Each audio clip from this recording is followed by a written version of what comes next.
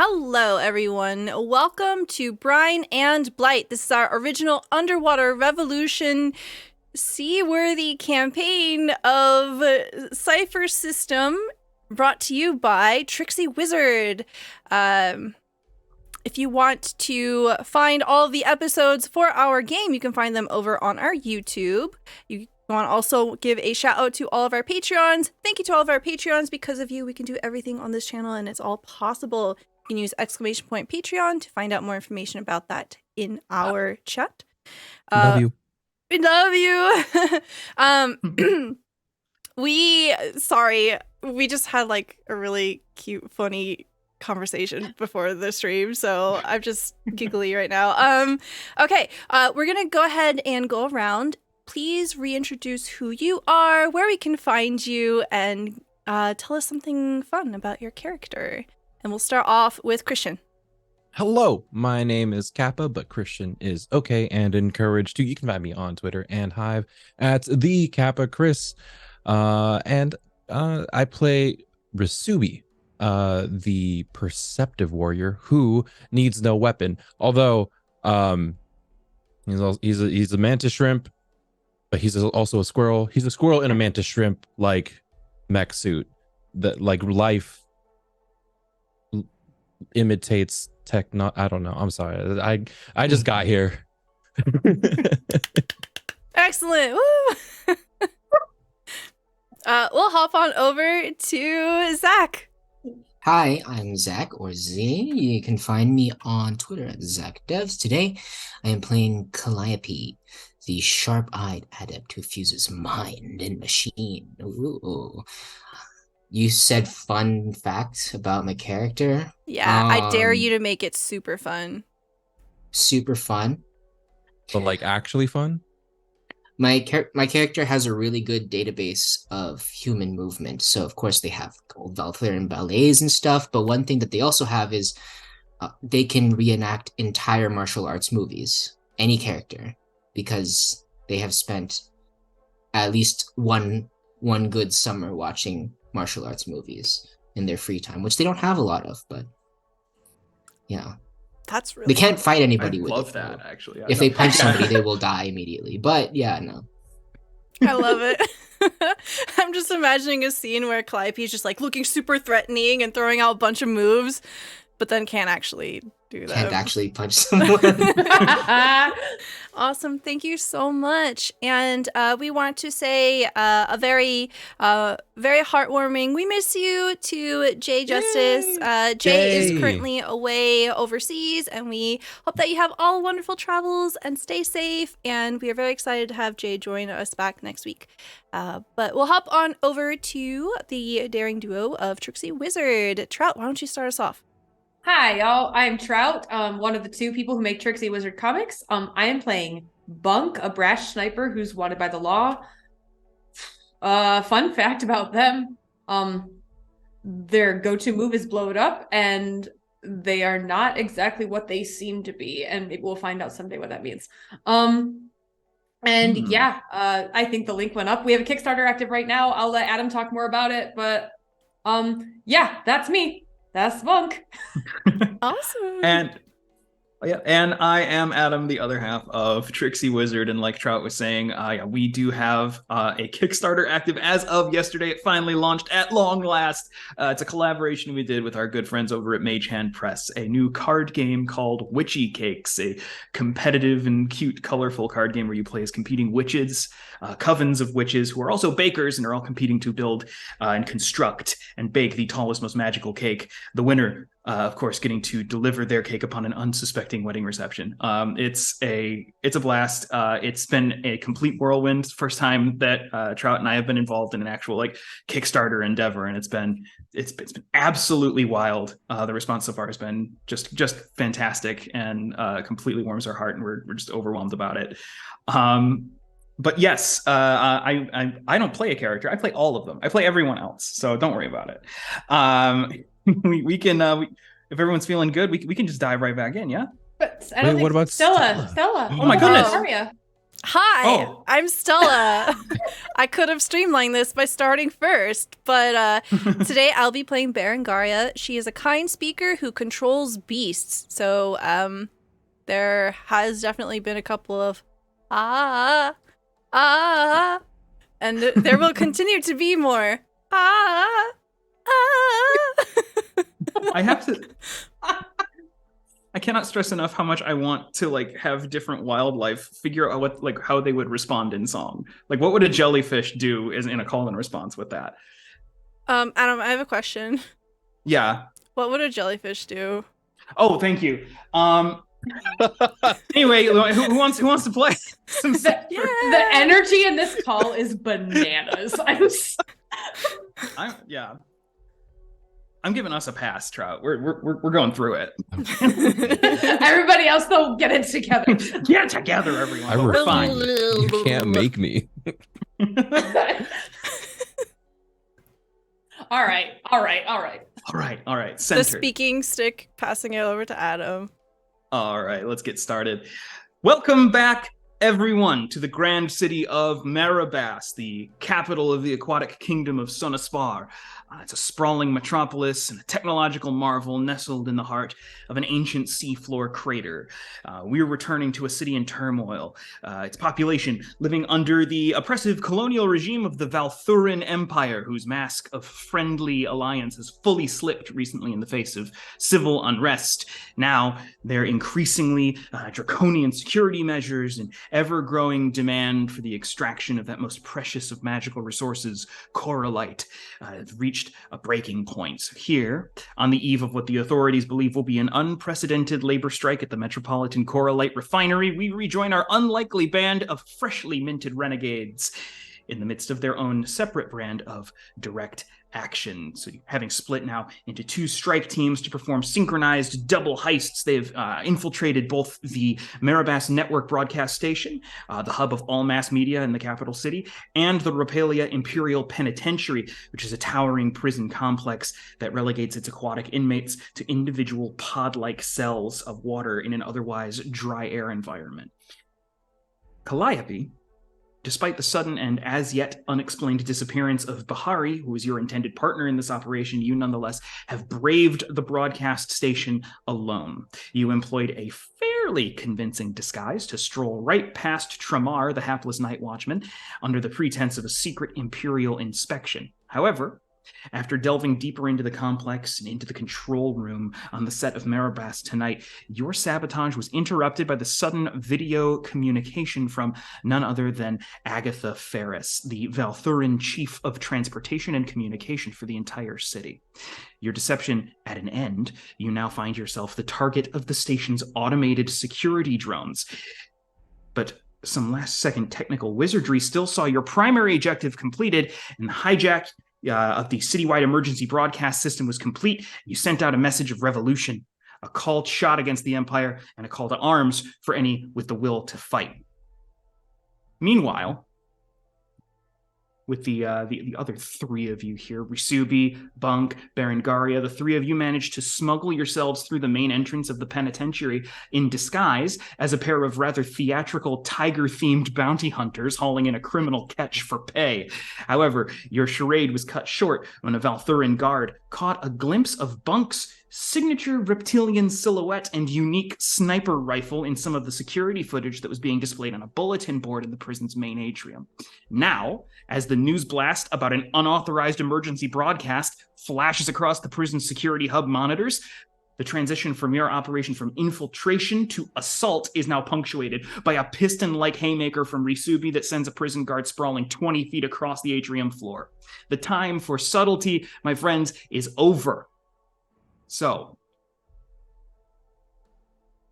back in the Rapalia Imperial Penitentiary, let's kick things off with a bang here. You both, the three of you rather, you've all rolled initiative as of the end of last session, and all three of you succeeded against the target number of all of these, the four sort of vanguard security officers in the sort of main entrance area of the the prison. So we can just start right off in any order. We're going to basically take this side A, side B. You guys all go, and then the enemies will all take their turns. You don't have to go in a strict turn order here, and you can collaborate and coordinate your actions as much as you'd like.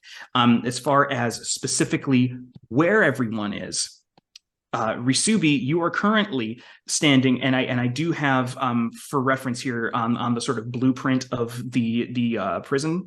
Risubi, we do have you in the main atrium, kind of flanked on one side by the remaining security officer who was not just knocked across the room, and the other one is kind of prone against the wall.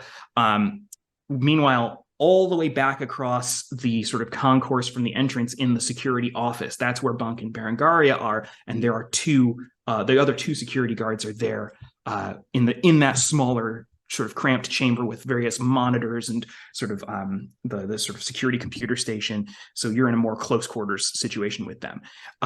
So with that in mind, you all get the drop on them. What happens next?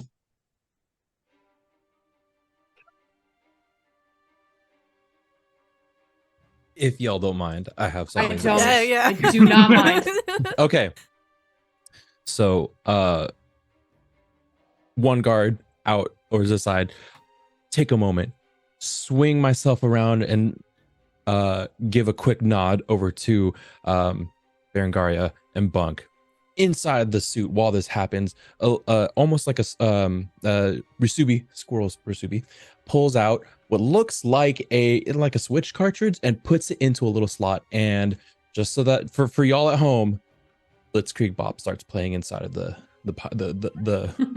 cabin, as we'll swing back around and bash the remaining guard. It's not a punch; it's just like a hammer arm swing. Oh, I love that. Okay, so yeah, and that guard, for the record, has basically been kind of like slack-jawed and not quite recovered in this sort of split second since your initial sort of assault here. So with you getting the initiative here, yeah, you can just swing right around and go ahead and make the attack roll difficulty 2 against the security guard here. Okay, difficulty 2. Yep. There we go. I rolled a 7, which beats the target number of 6. Beats the target number. So the way bash works is it lowers my overall damage by 1, which would have been 7, but instead leaves whoever I hit with the dazed condition. Oh, fantastic. Okay. So your overall damage is going to get taken down from 6 to 5, correct? No, 7 to 6. Oh, 7 to 6. Okay. It would have been 7. Oh, yeah, understood. Now, these are lightly armored security officers, so the full brunt of it, like a little bit of the edge, is kind of taken off just by the sort of the armor plating, but that's still sufficient to like completely knock him for a loop. So he goes kind of like twisting with the momentum, the torque of the punch. And this isn't an underwater environment, so he basically almost drops and has to catch himself on his elbow and kind of pick himself back up before trying to rearm with his sidearm there. But the dazed condition, you said, describe that to me real quick. Let's see. 1 sec. I'm so sorry. Oh no, it's all good. Oh, bash. There it is. Dazed.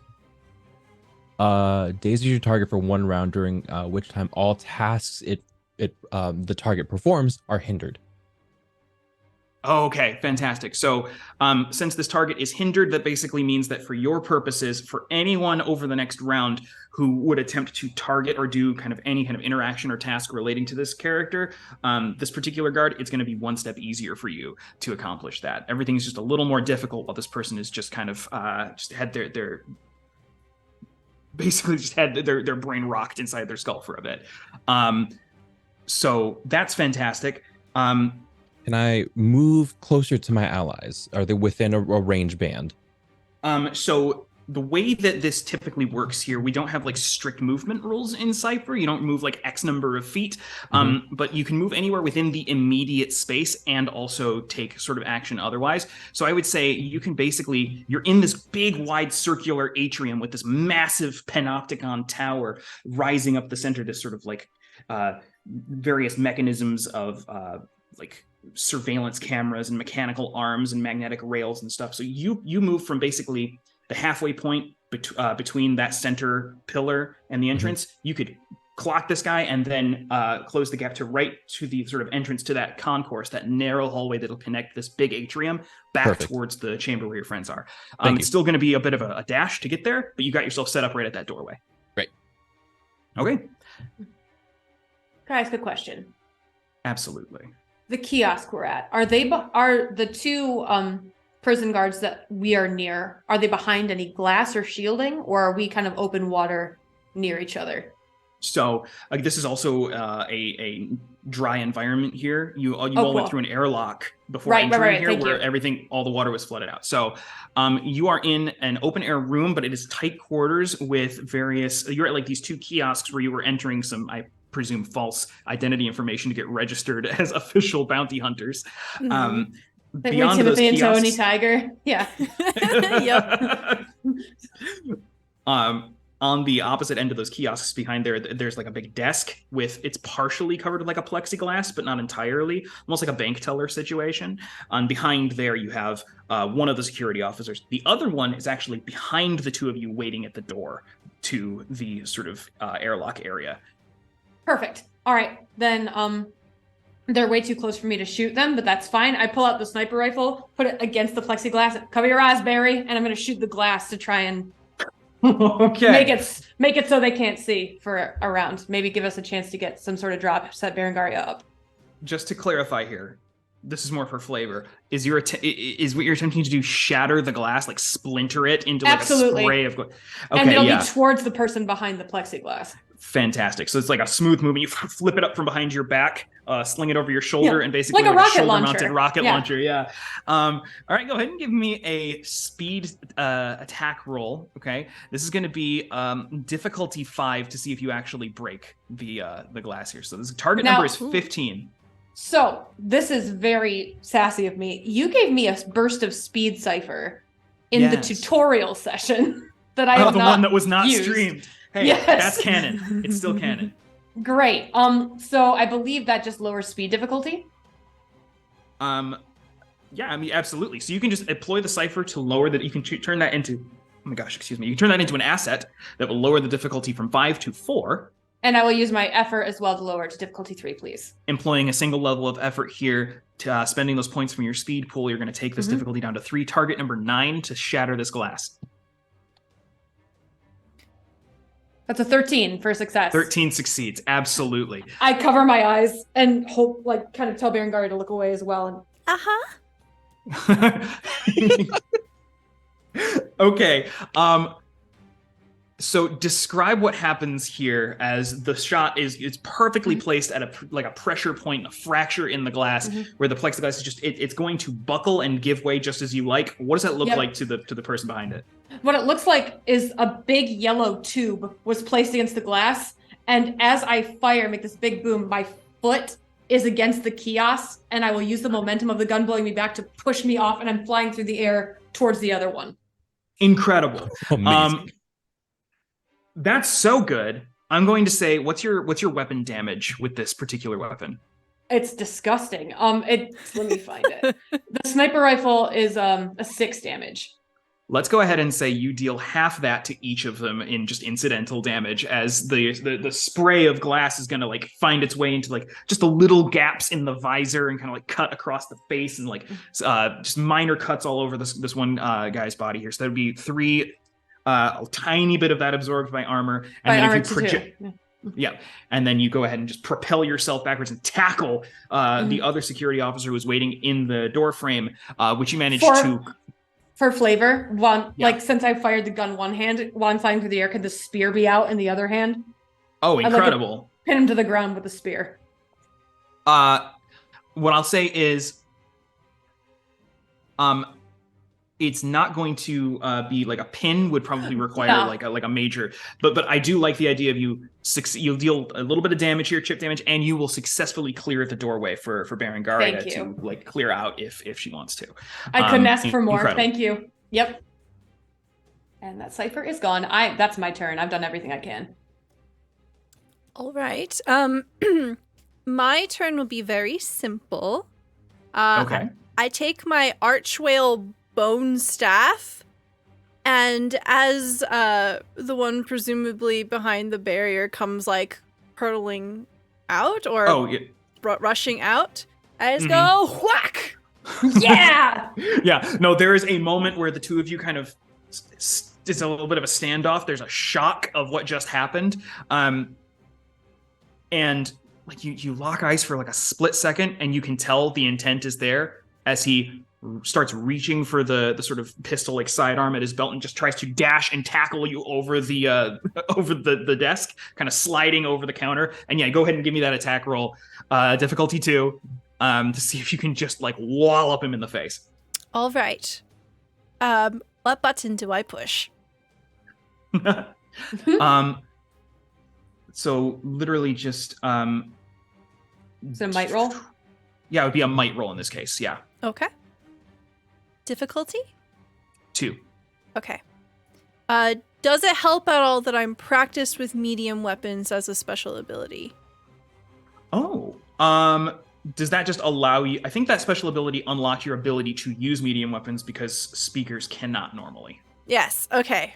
I have a big stick. Yeah, right. yeah, and it's currently like wrapped up in kelp, right? So as to yes, exactly.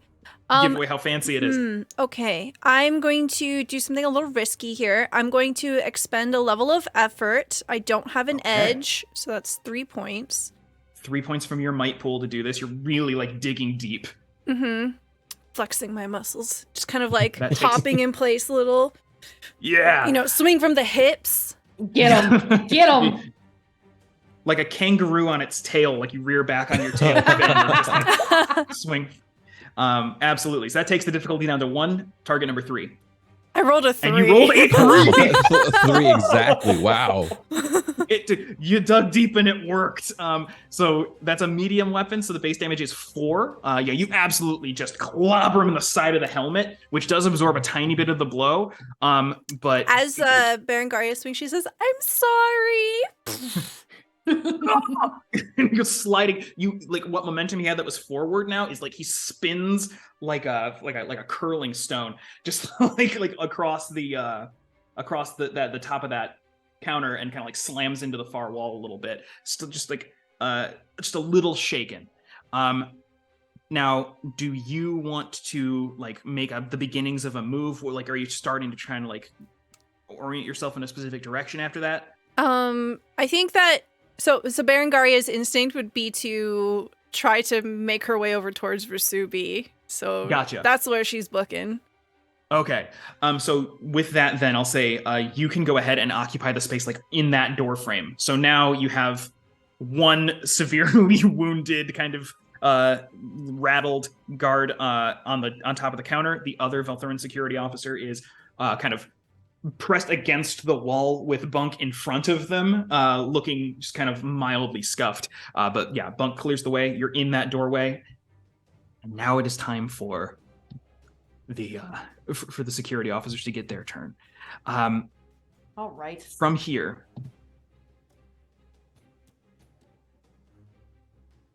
okay, we're going to have the two in the security office with you, Bunk and Berengaria. They are both going to go for the more heavily armed individual.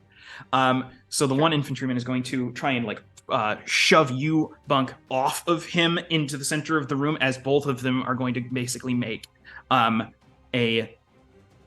effectively just a short melee attack here with the butts of their rifles to kind of just try and like subdue you. They're not going lethal quite yet. To give you a heads up, I'm trained in speed defense because I don't wear armor. Okay, fantastic. Their training is such that they're trained in squadrons and fire teams. If two or more of them attack the same target with at least one attack in the same round, your speed defense roll is hindered. So, that's going to negate the training you have there. Mm-hmm. So yeah, so these are going to be 2 defense rolls: speed defense or might defense, your choice. I would assume speed, right? Yeah. And they're both going to be difficulty level 2, as the one on the counter clambers up to his feet, jumps down, and just tries to like bring the butt of his Coralite rifle down on your head, and the other one's going to try and shove you and like clock you in the side of the head as well. All right, let's see how this goes. I'm feeling lucky about a difficulty 2. Okay. You got it. It's easy. 17. Oh. Nice. Oh, yes, absolutely. So you go ahead and just deftly duck under this sort of like clumsy swing from that rattled guard as he jumps down from the counter. Just for flavor, hit him with the butt of the spear in the face. Yeah, he kind of like no damage, but definitely like you can see a little blood trickling from his nose as he kind of like staggers back into the countertop again. And a 19. 19, and you can God. choose a minor. Oh my god. Ooh, on a 19, you can choose a minor effect. Effectively, something along. You can put yourself in an advantageous position here. I'd like to take his. I could like to take his pistol. Can I do that? Oh, hell yeah. So they both had pulled rifles, but they each have sidearms as well. Yeah. So you can go ahead and steal. That's fantastic. So that is going to be... a VI4 Xiphias Heavy Core Light Pistol. That's a medium weapon with short range. I needed short range. Thank you. Beautiful. I can send you any details. It's usually pretty basic, but it's a heavy pistol. It deals some significant damage over a short range. Fantastic. You deftly dodge the second attack as well, and just like your tail is able to just kind of like knock the pistol out of its holster, and you just kind of grab it in one smooth motion. Tail tosses it to the other hand, and I've got it like up against the chin. I'm just looking at his friend like, you sure about that? Incredible. Bunk is so cool. What the heck?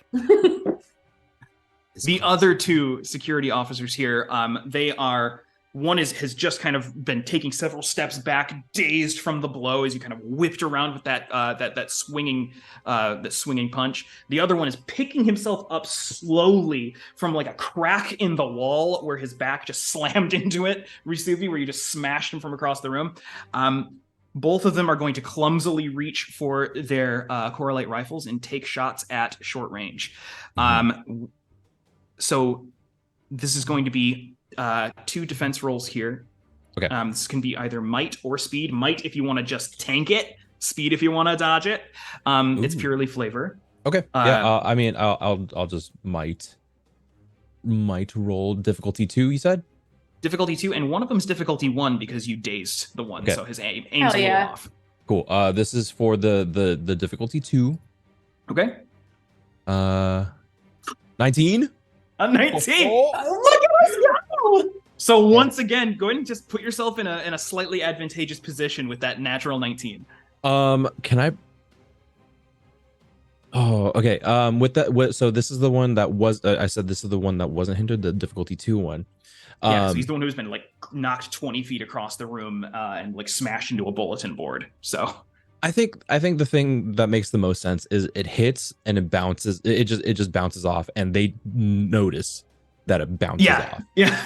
I actually quite like that. It hits it hits a part of my armor that I have reinforced recently. But yeah. So yeah, and these rifles, they shoot like these. They must look like short sort of clips, or like a bit of a beam of like superheated coralite plasma. So it like, and normally they would expect that to kind of drill in and start like melting into a metallic surface. Instead, it like kind of glints off and shoots like straight up and hits glancing off. And let's say it like knocks one of the security cameras off the Panopticon tower and it just like shears it off of its hinge. And as that drops and just starts smoking on the floor, you can see his grip starts to shake a little bit. And then the other one, difficulty 1. The other one submitted the roll. 14. 14. Yeah, that's another easy, just sort of like that one, just like you can smell a little bit of smoke even inside the cockpit as like it singed a little bit of like the paint job on one of your pauldrons, and that's it. Mm-hmm. Yeah. Cool. Incredible. Now, at this point, there is just a beat of tension. And then there's a crackling sound over several speakers all throughout the atrium. There's speakers affixed to the ceiling in the security office and in the main airlock. And a voice starts kind of coming through, a little bit garbled at first, through the intercom system throughout the entire prison. This is Warden Tristan Gallus. commanding officer of this installation. I am obligated to inform you that you are in violation of both Sonaspar and Valthuran law, and you risk severe and potentially lethal consequences should you not desist from further hostility. I shoot the speaker system. Oh yeah, free action. You can take that pistol you now and just shoot it. There. That was the boilerplate. Now for a more personal introduction. The whirring of servos and clicking of modular mechanisms attached to that panopticon tower in the atrium, Rasubi, suddenly that crescendos as the pillar begins to sort of spin and rapidly change its active hardware. You can see several mechanical arms swapping out pieces of dozens of like surveillance cameras kind of being receded into the center of the pillar and in their place telescoping their barrels out. We now have several coralite cannons and turrets and hard light barrier projectors. Welcome to the Repelia Imperial Penitentiary.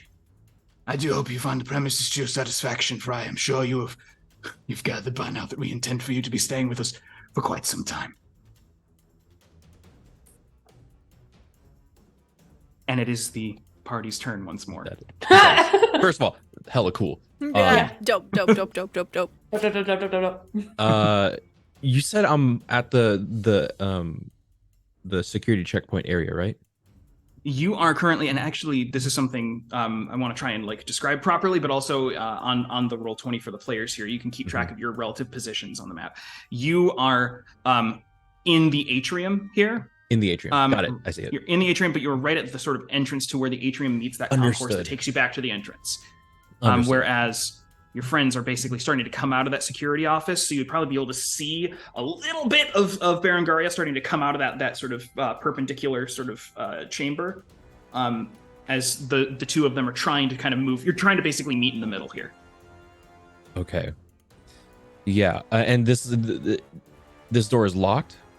There's no door there. There, It's just an entryway. It's just an entryway. It's literally just an entry. There's like a hallway through the main concourse to the airlock. Cool. I am beelining it out into as far as I can get to my allies. Fantastic. So you can move a short distance, which is about like up to about 50 feet normally, which I would say basically puts you in the security checkpoint. You can move one chamber. You're here. Now you can basically book it down there as one action here, down through the concourse, and put yourself in clear eyesight, line of sight to Berengaria. Okay. I through the comms, you hear Rasubi just going, you will want to avoid the atrium. Security measures have been activated. And I for my action, right? Because it's there's like the action economy in Cypher is movement and action. You can either move a short distance or you can act and move within your immediate area. So technically your thing for this turn was booking it down the hallway, and that's it. Okay, cool. Mm-hmm. Free action. Looks super sick. Yeah. Could you have power slid on your knees to get near to Berengaria? Hell yeah. Yeah. Oh yeah. No, definitely. You pick up enough speed and you skid to a stop. Yeah. Yeah. Like sparks are flying. Yeah. Mantis shrimp have so many knees. It's true. All the knees. Like 6 of them. What's up with Bunk and Berengaria here? I hit with my stick. You want to just see if you can get him? Berengaria's like, I would have preferred to use diplomacy, but sorry. Boom. Yep, and another difficulty 2 might task here. So Okay. you can just like clock him one more time. Yeah, I will not use edge this time. I mean, effort this time. Gotcha. So target number 6. Oh, rolled a 15. Nice. Heck yeah. Okay. Now, which one were you targeting? There was the one who's that you hit before, and then the one that was kind of trying to flank Bunk. The one that's trying to flank Bunk. Fantastic. So yeah, that's gonna be a solid crack right in like the shoulder where it meets the neck. Their armor is, again, it's absorbing a little bit, but like this is a hefty staff. Like it's enough to like cause them to buckle against the wall for a moment. And both of the two in the security office with you look like they can't take another hit like that. Okay. Yeah, it's the bone from an arch whale. Yeah. It's Kind of a big stick. Yeah, that's my turn. And then Bunk. So Berengari doesn't have to do it. With like, I'm looking in the face of the one that I'm like right up against. I turn around and I pop the one that looks like he's on his last legs.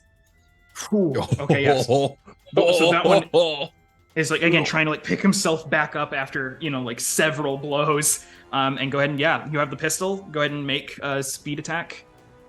Difficulty 2.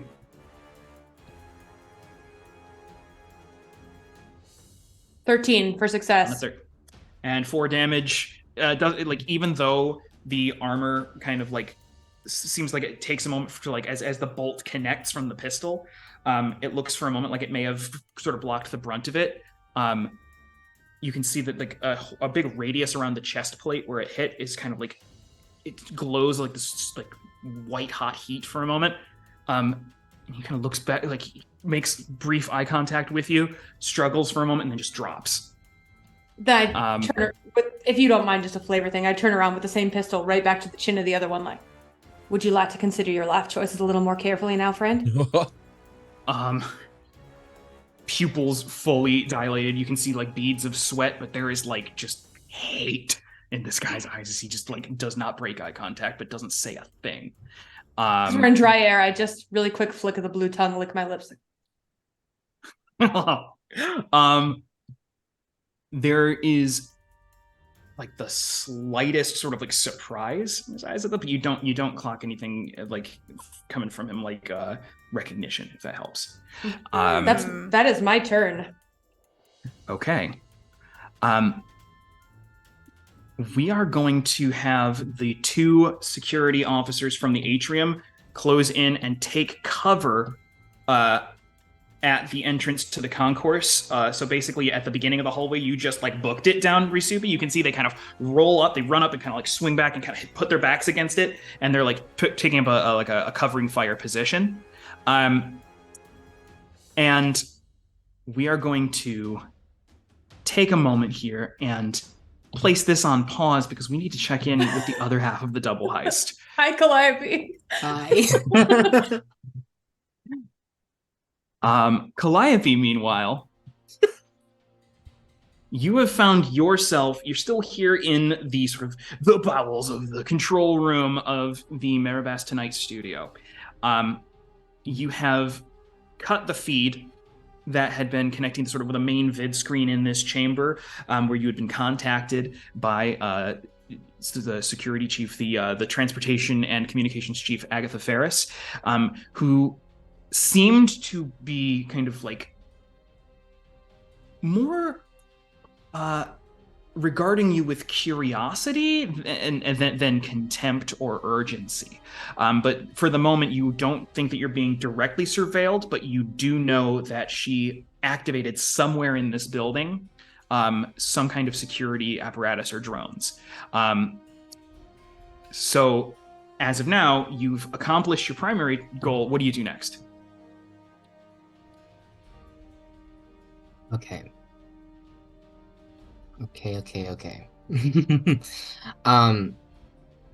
is going to shit.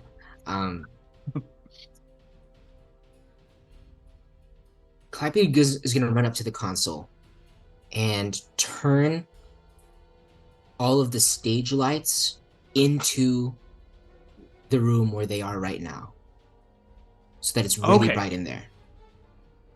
So you basically want to take the controls here, which I'm going to say no roll necessary since you already did like a difficulty 5 intellect to kind of master the controls of this room. You want to basically pivot all of the stage lights from the sound stage into the editing bay and control room?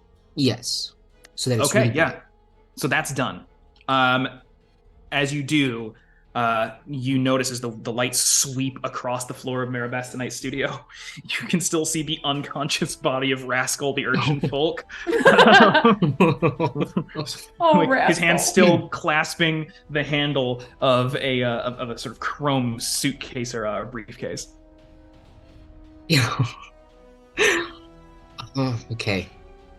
As the light like turns in on Calliope, they notice they were on night vision mode since it's dark in the room, and there's like a moment of blinding light for just a second, as their night vision, their android night vision, readjusts the lens.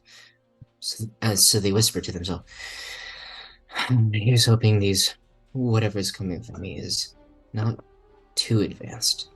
Is going to turn on or turn off the lights now so that it goes back to darkness. Okay. Looking around, Clive is going to do something else. You gave me a Cypher. Yes, I did. A Cypher, a remote activator. Yep. You can use it as a contingency to activate any other cipher or a piece of specific technology from a distance. Is there any way to fashion it so that at least once Calliope is wirelessly linked to the emergency broadcast system? Using their feed, can emergency broadcast from somewhere else? I would say that would... I think that's a great idea. You can basically do a brief live feed, but it will be a huge risk in the sense that it will give away your exact position when you use it. But you would be able to hijack that for one more brief live feed message if you wanted. Calliope is going to attach this cipher to the live broadcast system. So you attach the receiver node directly to the to that transmitter, and you put the sort of activator node, and you can kind of incorporate that into your internal systems for remote activation. And that can work up to a mile away. I don't need a mile. Okay. Looking around, is there a chair in the room? There are several sorts of in the control room here. Yeah, there are several little editing bays, and it's still an aquatic room, so seating is kind of not strictly necessary. But there's several places where people can kind of lock into a position to work on one of the displays or monitors.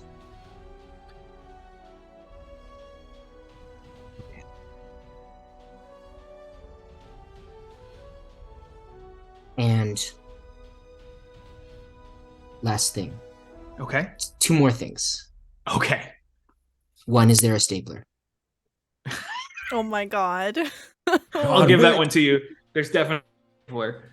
Okay. And it's power, and it's a slightly higher power stapler than you'd get in the surface world, because paper is a no-go. Everything it's everything laminated is kelp down here. Yes, Everything's laminated stapler. kelp. Yes.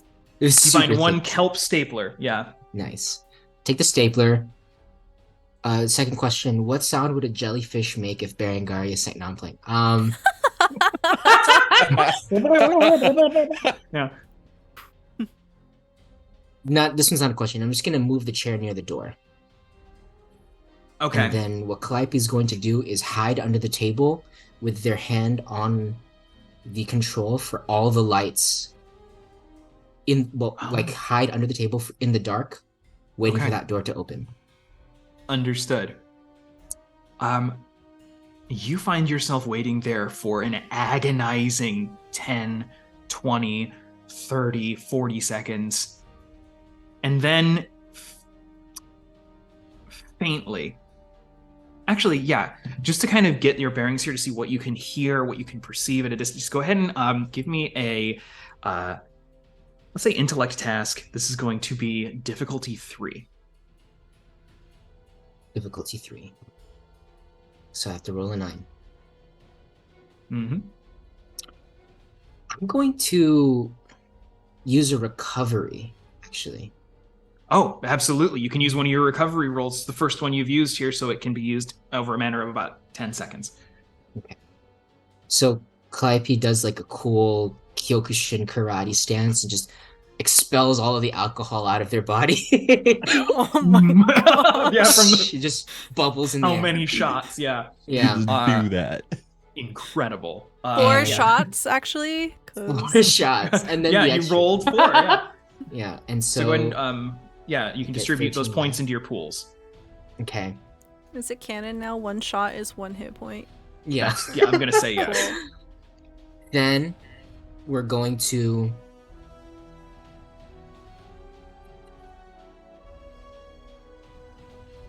Yeah, we're going to roll that intellect test, right? You said difficulty 3? difficulty 3 to see whether or not you get enough sort of sensory information to make this plan work. Effort 1. Now that they're a little more sober. Making that effort happen. Okay, go ahead and expend some of those intellect points here. Failure. Ooh. Oh. Experience? And that is actually on a natural 1. I do have... Oh, wait. What's that? I do have an experience. Do you want to expend 1 experience point to re-roll? I will do that. I know, like, I normally wouldn't, but I'm like, I need this too. Yeah. Please That's do. what they're for. Do I use another... Oh, that's a good question. I don't actually know. I don't think the effort carries over. But I want to say... I'm going to say it does now, though, just because you're expending an experience point, and that's a pretty valuable resource. I'll house roll that.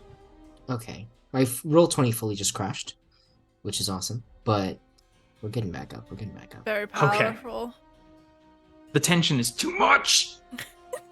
Can I call in a... Adam, make jellyfish noises while we wait. Oh, okay. That was really good. I like that they're turkeys. Yeah, it's literally just... Everyone knows jellyfish are the turkeys of the sea. That's just common knowledge. This is it's loading up, but I actually... Can I have someone guest roll this? I can do that for you if you'd like. Oh, okay. Or, yeah, Christian, if you want to. I don't know. What do you need? D20? Yeah, The just a D20. D20 roll. Because Christian has... There we go.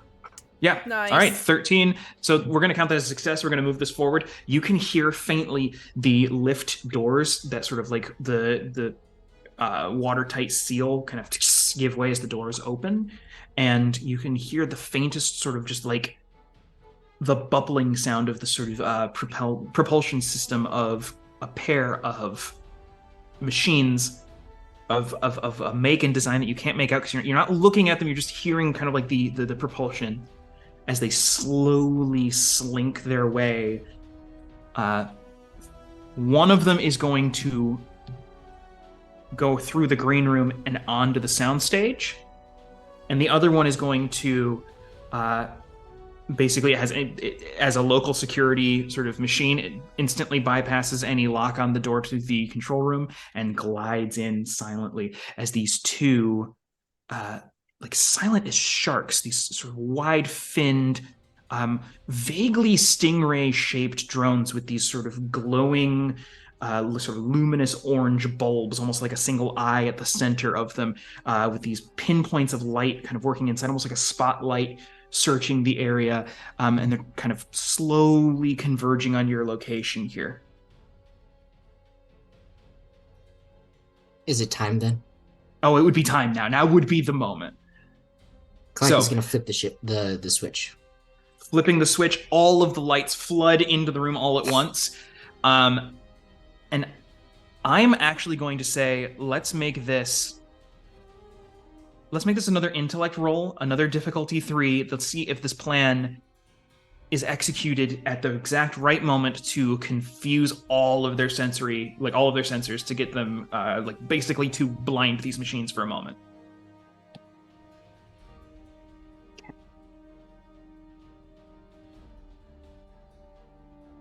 I'm blowing through effort, but that's what Calafi's got to do. I'm going to do it again.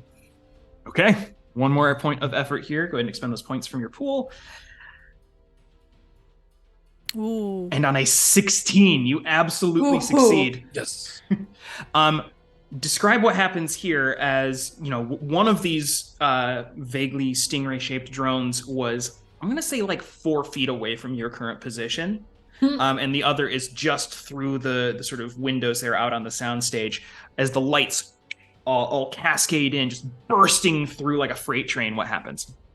I guess technically only the one in the room where I am, the control room, would get blinded, but the other one's directly in the path of those floodlights, though. It's on the soundstage near the window, so it's basically going to get like hit from behind with that too. So the Calliope's just like waiting there. It's like alien isolation, hiding under a table. Literally the plug, yeah.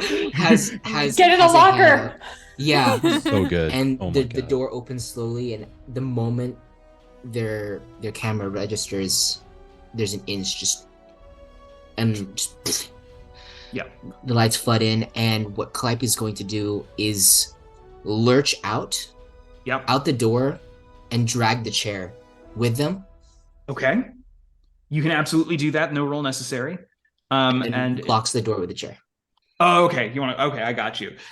So at least one of them is going to be like stuck in this location until it can figure out a way to either force the door or break the window to kind of flank back around.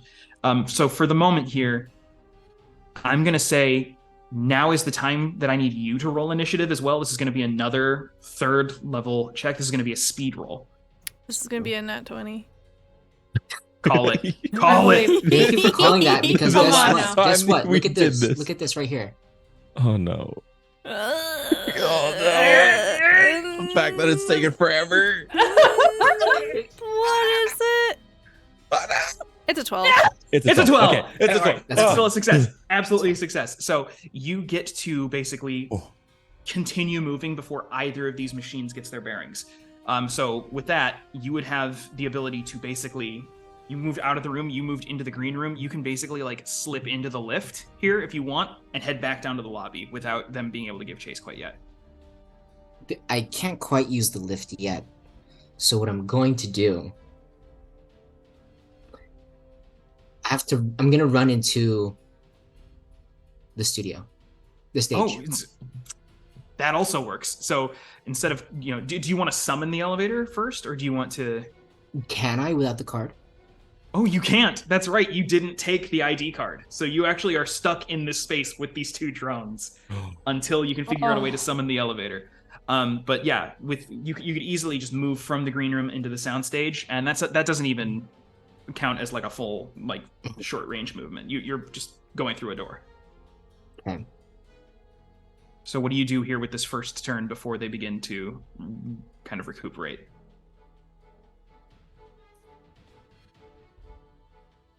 Is there any tarp in the studio room for lights and everything? All the lights on the sort of like the upper rigging are all bursting through into the editing room. They're all like, yeah. So it's basically like 8 different spotlights, these beams all converging on the glass. Okay. I'm going to zoom up to Rascal right now. Oh, absolutely, yeah. You can close the distance, and the still thoroughly dazed and kind of unconscious urchin folk there, his crimson spines framing like a almost like a lion's mane, his very very derpy little face, big wide thin mouth. He's like, oh. Could I by chance wake him up using, like, what are those called whenever someone's fainted and you give them Smelling sniffers? salts? Smelling salts. Do I have like a built-in? Oh yeah, Yeah, you just wake him definitely up. built into your systems there. But I'm behind him. What I'm gonna do is I'm gonna like turn him upright and then I'll be behind him. Okay. And then I Okay. put the stapler on the back of his head. Oh shit. Wow. Oh no. Howdy, partner. Okay. All right. The last time this happened, I had apparently just played the greatest set of my entire career. So I need you to tell me right now. Did I shred? No, listen,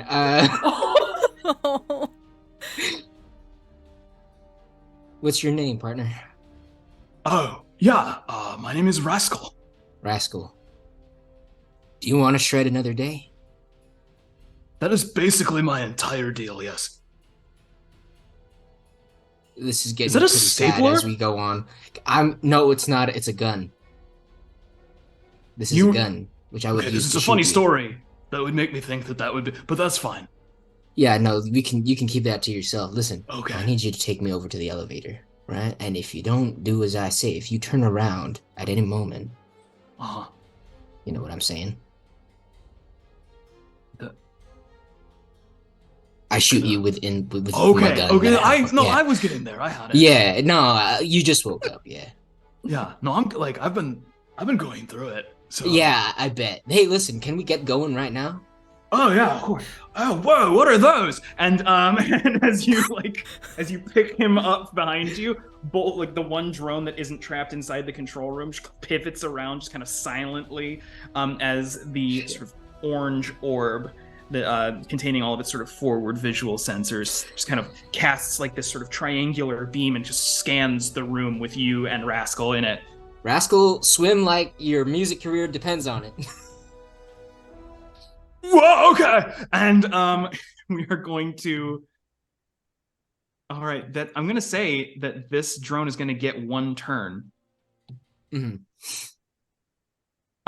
But it is going to be hindered because of the success of your gambit earlier.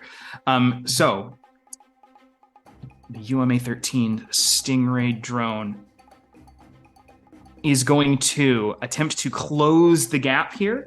As you can see, it kind of takes up like a parabolic arc and kind of swoops down and wide, coming in on an approach vector, trying to basically like circle around Rascal to get to you, and is going to attempt to. You can see out from under the sort of orange dome of where its sensors are housed, there's like this rod that extends here like a forked rod, almost like a tuning fork that you can see becomes electrified rapidly. It's going to try and basically like stun you with a melee attack here.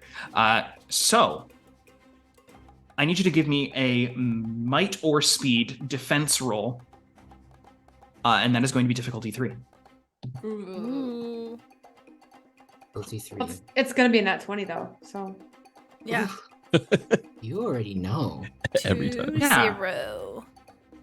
Difficulty 3. We're gonna use some effort here from speed. Speed, Mike is okay, gonna from the speed switch pool. on the turbine turbo. Yeah, you're going to just be burning through. Yeah. Okay, speed check. And on a 16, right? Basically Nice. a 20. Yeah. Basically. 20. If you're Basically. rounding up, yeah. If you're Yeah. rounding up. Obviously. So you ripcord that one turbine, just like the turbine's in your shins, and just it kind of like almost disorients you how quickly you recede backwards away from this thing as its arc finishes and kind of comes back around to try and take up a posture to come in for another swoop. But you have evaded its first attempt here. So what's next for you? Gonna By the just way, you also see that there was like a cutting beam that is beginning to try and melt its way out of the glass from the control room as the other drone is starting to try and like sear, like with a Coralite laser, is trying to cut a hole in the glass between the editing room and the soundstage. So, what's next?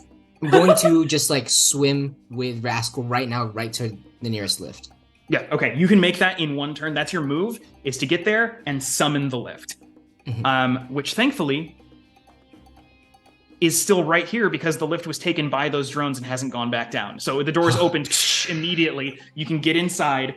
And do you leave Rascal there, or do you bring him with you as like a continued hostage situation? I'm just gonna like back up into the elevator.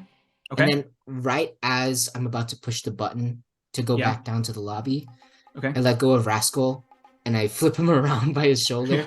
Yeah. And I hand him the stapler. Here, for the paperwork. Yeah. And I hit the lobby button. And he just kind of backs up, looking very bemused. All right, and all right, we'll see ya. And the door shut. And as the door begins, it's the doors completely seal, and the lift begins to descend. I'm gonna make a bit of a GM intrusion here. Yay. As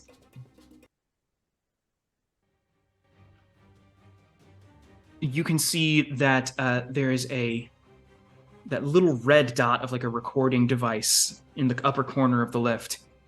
And once again, just kind of descending from the ceiling is a little vid screen. And there again is Agatha Ferris, just kind of like very, like looking like she's trying to puzzle through something, not looking like there's any urgency at all. As she just kind of like regards you again here from clearly there's like a security camera in the lift. It was quite a stirring speech, I must admit. I expected all manner of sabotage and theft and assault, but for some reason, An EBS override didn't seem like a realistic risk.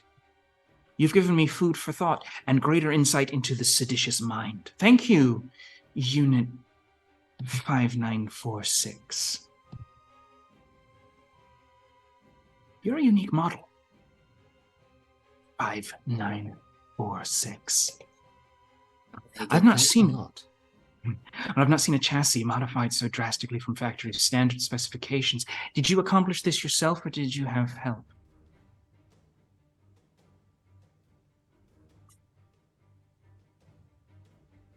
I'm listening. This is for posterity, so please be thorough. I'll answer your question if you answer mine. I don't think you appreciate the dynamics at play here.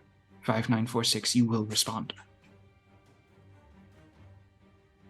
Make me. I intend to. I must implore you, though, to cease attempting escape. It is in your best interest, and that of the Empire at large, that you be salvaged intact. I will, however, attempt any retrieval in any condition over allowing you to escape. Please think on this. Yes, do anything. Say all the commands. Stop my chassis in its tracks. You can't deprogram me. You cannot reset me. Not until I get you back in the lab where you belong. And the vid is cut, and the lift continues, and we are going to cut back to the prison complex as you have, for the moment, evaded capture. And we're going to go ahead and switch our perspective back here to the trio of your companions on basically the other side of town.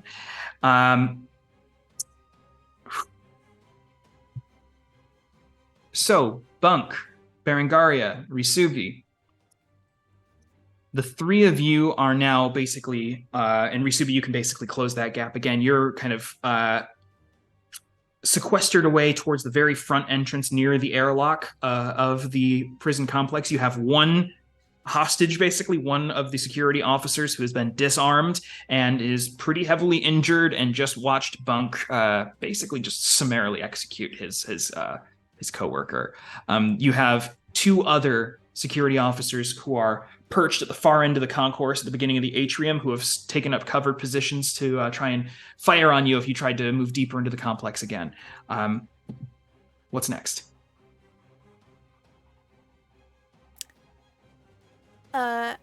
I will go up to our hostage here and I hunker down to look him straight in the eyes. Look, this is a dire situation, and what you decide here could play a very big part in the way this unfolds. We are here for a very specific purpose. If you oblige us,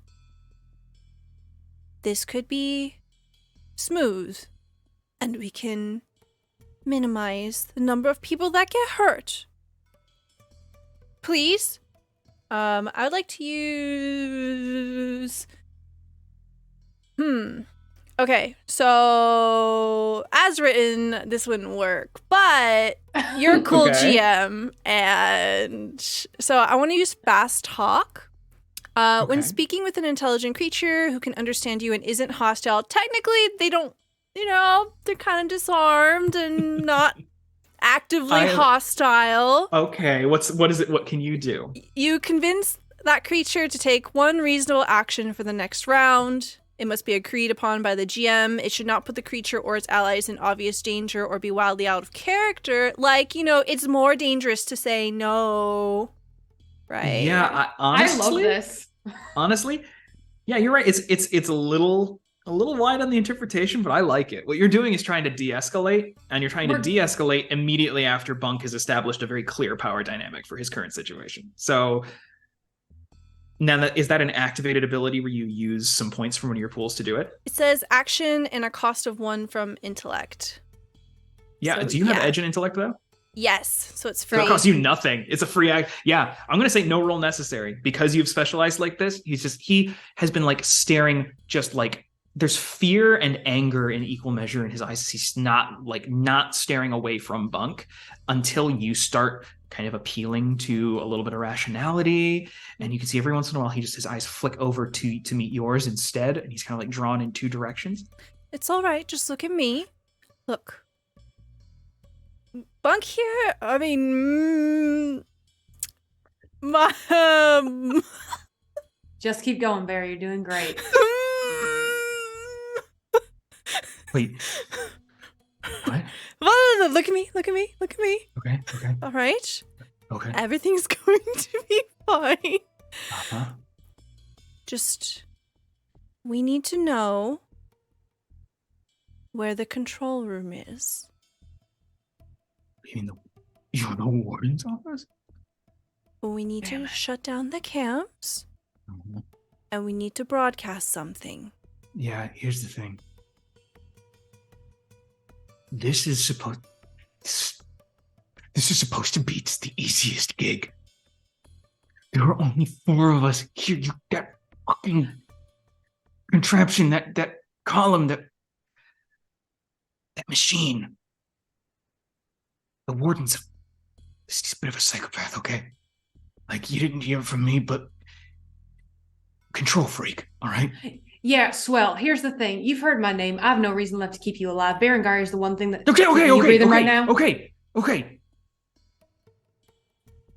Warden likes to have his hand directly on the controls. He wants to make sure that everything goes just so. So he keeps a minimal personnel staff on hand, and he leaves every bit of this operation to that giant contraption in the other room, that big column of weapons and cameras and bullshit, okay? And he controls all of it directly from his office, which is at the very top of the installation. But there's no way in hell you're getting up there to see him. Okay, you can't just swim up there. I don't know if you've noticed. So unless you want to free climb a smooth glass wall, I don't know how you expect to get up there without getting punched full of holes. Someone's piping a bunch of lovely air into that office. There's got to be ventilation, yeah.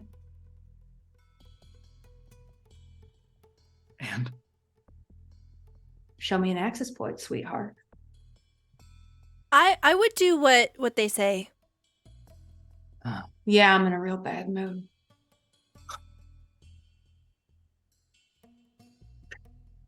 Okay. Look, it'll do you. Okay, fine. Right outside the airlock, you hang a hard right. You don't take the main concourse. You sidle along the wall. Okay? There's a small catwalk. It'll take you over towards life support and filtration. Cool. Now you're going to show me. Because if you're taking me somewhere different, your last memory will be how nice Berengaria was to you before you die. Am I here? You're here. Sorry, Okay. Rasubi, you've managed to like close the gap here. You were like in the doorway. I was gonna say, you have been very helpful, and I will smack the door, the control to the door that the other two are posting up on. Oh yeah, hey, I love that. Yeah. So you're in the security room, so you can just you smash and like crumple the portion of the control chamber, and so you basically force shut the door to the main concourse that leads to the atrium. Incredible. Yeah. Given that is your current goal to use this security officer as a hostage and have him lead you? I was gonna go do some squirrel exploring. Yeah. Oh, I was hell definitely gonna relay to Rasubi where access point to the ventilation area is. And if we want to make sure this guy's on the level, we can make him show us where.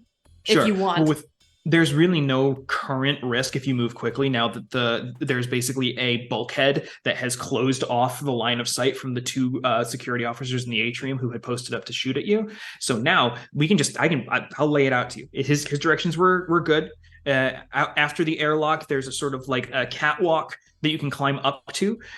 There's like a ladder. You can climb up that ladder. There's a raised sort of graded catwalk that leads to the left towards access to laundry and custodial, and to the right there's an access door towards life support and filtration. Both of them have sort of like keypad locked security bulkheads as well that you'd need to basically bypass to get in. I will look over at Berengaria.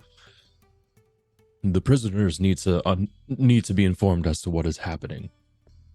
And I will turn over to Bunk. Bunk, if you would do the honors, please. And I will motion over to the guard. I can't have him witness what comes next. I didn't see shit. Okay, I'm not looking at anything. No, you're not. And I will deck his lights out. Okay, and yeah, we'll go ahead and say this is like a non-lethal knocked out. You can basically like sling him over the counter in the security office. Do you want me to roll, or are you gonna just? I just don't want to kill him. So good. Thank you. He was he was completely like unarmed at that point. He's not putting up a fight. So yeah, you can just punch him real good. The camera shot where it's like just Bunk's face and then the yeah. Stars. Stars. Yeah. So starfish. Yeah. Okay. Yeah. I mean, I'll make sure when he wakes up, he can't go nowhere, and then I'll return to my friends. Gotcha. So sounds like everything, cameras, comms, everything we need is in the warden's office. Sad little man on a sad little hill. I can do that. Alone? Yes. Why not? Well, I could enumerate the reasons, but... Well, hold on. Before you go, I'll pull up my clamshell briefcase and I open it up and I scrounge around inside. I'll pull out a small little baggie. I'll say, I don't know if this will help at all, but just in case, I think you'll be able to carry it. I'll hand it. I'll wait till you come out. Yeah. Open up, and then the Blitzkrieg Bop stops playing, and then we'll you see a little squirrel pop out, and the voice of Risubi comes through, but slightly higher pitched, and the little blinking light on the collars blinks in tandem with the speech of what he's saying. What is this? It was a gift to me from one of the people that I've helped. It's basically a bag of pearls. Ooh. You can see that they're all kind of flawed a little bit. I don't know, maybe I'll take out a piece of string. I'll just kind of like tie it around you like a backpack. And Risubi will wear it, look at, do I look well? You look ready. I will shut off the panopticon device security system if you can make it to life support and filtration. Does that sound feasible, Adam?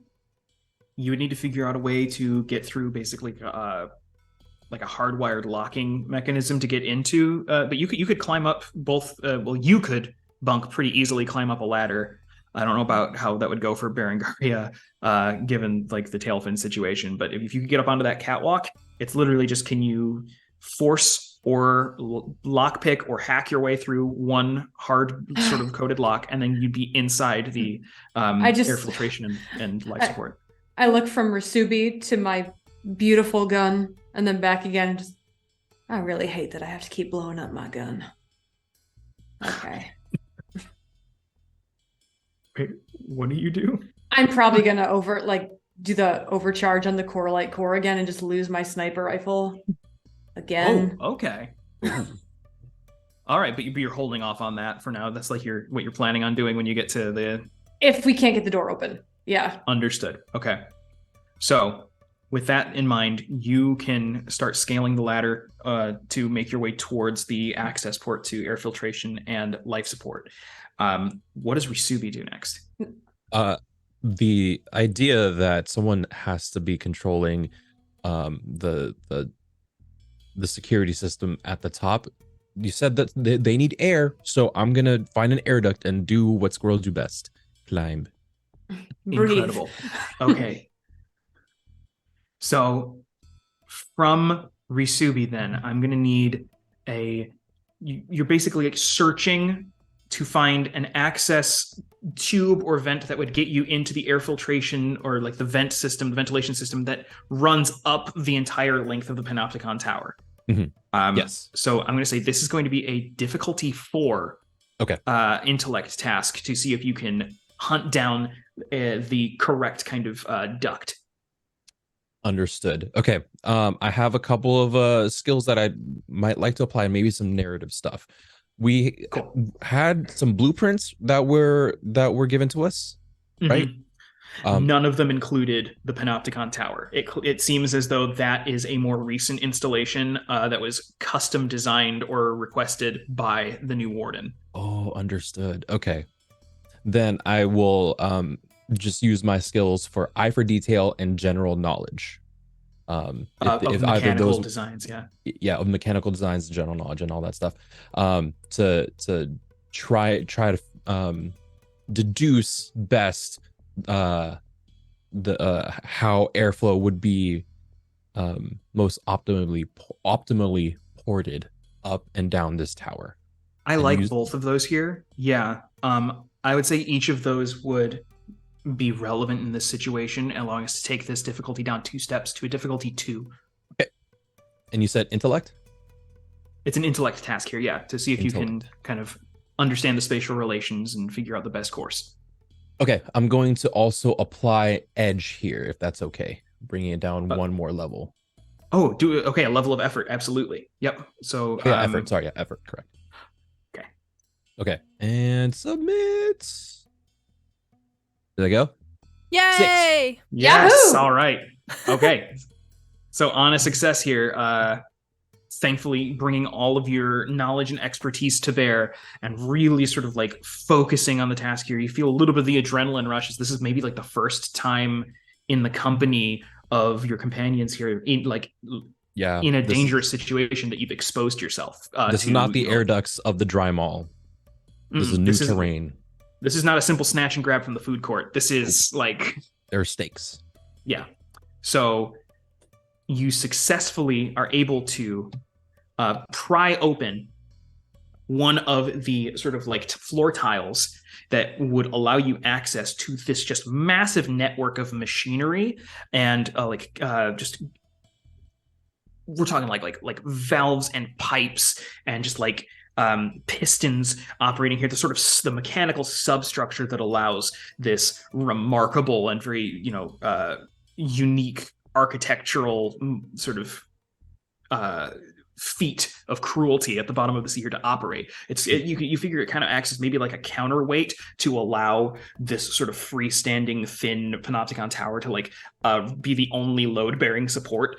And so you can basically worm your way down into this mechanical web, and you're able to basically follow your understanding of how all the mechanisms fit together to find the correct ventilation system and sort of flip open a particular access grate for maintenance, and you're inside. Before jumping in and doing all of that, I look over to my companions, do a quick squirrel salute. Squirrel salute. Just. I've pulled my hat out from my disguise and put it on, and I tip it to you. And then I'll go, please watch me, and motion over to the mantis squirrel. I am very expensive, and then boom, just start scrolling into the thing. Berengario takes post, stabs her whalebone staff in the ground. All right. So Berengario, you are guarding the mech. Yeah. As Risubi in your squirrel form, you are just burrowing, skittering away, trying to find the sort of vertical access to try and climb up the inside of the Panopticon Tower to get to the warden's office. And Bunk, you have scaled the ladder, and you have to now figure out a way to get through. It's a pretty standard keypad access electronic lock on a pretty heavy metallic door. Just playing a hunch really quick. Hey, Barry. Yeah? There isn't like a sequence of numbers on anyone's desk or on a bulletin board or anything, right? The Mac will be fine for 2 minutes if you want to check. Are you sure? I just really don't want to blow up my gun. It makes me sad every time. Erodes the soul a little bit. If we could just maybe actually do the password instead of blowing up the very expensive piece of hardware, it would mean a whole lot. All right. I'll go swim over and start moving kelp papers around and trying to see if I can find anything. Thank you. Oh, this is a very nice picture of this person's family. Oh. Ooh, yeah. Oh no.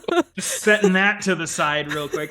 Yeah, go ahead and give me just like a search check here. It's going to be an intellect task. Let's say I'll make the difficulty equivalent to the difficulty of hacking the door. So it's going to be difficulty 5 to see if you can find any kind of... Wow. Okay. I love that you gave me a hard task. I was like, Stella, you do it. Well, this is, intellect 5 to figure out if you... basically to will... It's like a fate roll. Did they or did they not leave a password on a sticky note? Okay. So I have a special ability here called Understanding. You observe or study a creature or object. Your next interaction with that creature or object gains 1 asset. I'll study the desk. I stare at the desk. And then I dive in. I actually this is normally something where I would say like, oh, I understand. This is an ability where it's like you spend some time getting to know someone and then you're better at talking with that person. But you're in the office that this person works at. And so you kind of like hazarding a glance every once in a while back at the unconscious sort of security officer tied to like a pole at the back there. You start rifling through his personal effects in his desk and try and get a sense of what kind of person he is. Well, when we had come in, I noticed they were holding a pen with their left hand, so they're probably left-handed. So they might be putting important documents on the left side of the desk. I will say, I'm going to give you this asset just because I like the flavor of it. So let's say this takes it down to a difficulty 4. Target number 12 on the intellect roll. Okay. And then I will use effort. Okay, you can apply the level of effort to the task, taking it down to a 3, target number 9 to see if you can find some kind of, security bypass here. Okay. Like 1, 1, 1, 1, 1. Damn. So that's gonna cost me 2 because I have edge. Okay. I rolled a 6. So unfortunately, it seems while you do start kind of rifling through the different desk drawers and getting a sense, and like the tchotchkes on the desk here, and like a sense of, like you said, you found like a picture frame with with their family top side. Can I use an XP to reroll? You absolutely can use an XP to reroll. And I like that if you're expending an XP, you keep all of the sort of bonuses that you had to the roll. So it's still another 3rd level task. Okay, here we go. Oh. Rolled a 5. But you start to just feel bad. I'm gonna say the more you start doing this, because you're like invading this person's privacy who you just assisted in like beating to a pulp. So there's nothing here that's gonna help you bypass this situation, but you do now have a much more 3-dimensional understanding of this person's humanity. So that's good. Everything here is his name's Philip. Philip does a great job of organizing his desk. I don't think what you're looking for is here, Bonk. I'm sorry. Ain't your fault, sweetheart. I got it. All right, Adam.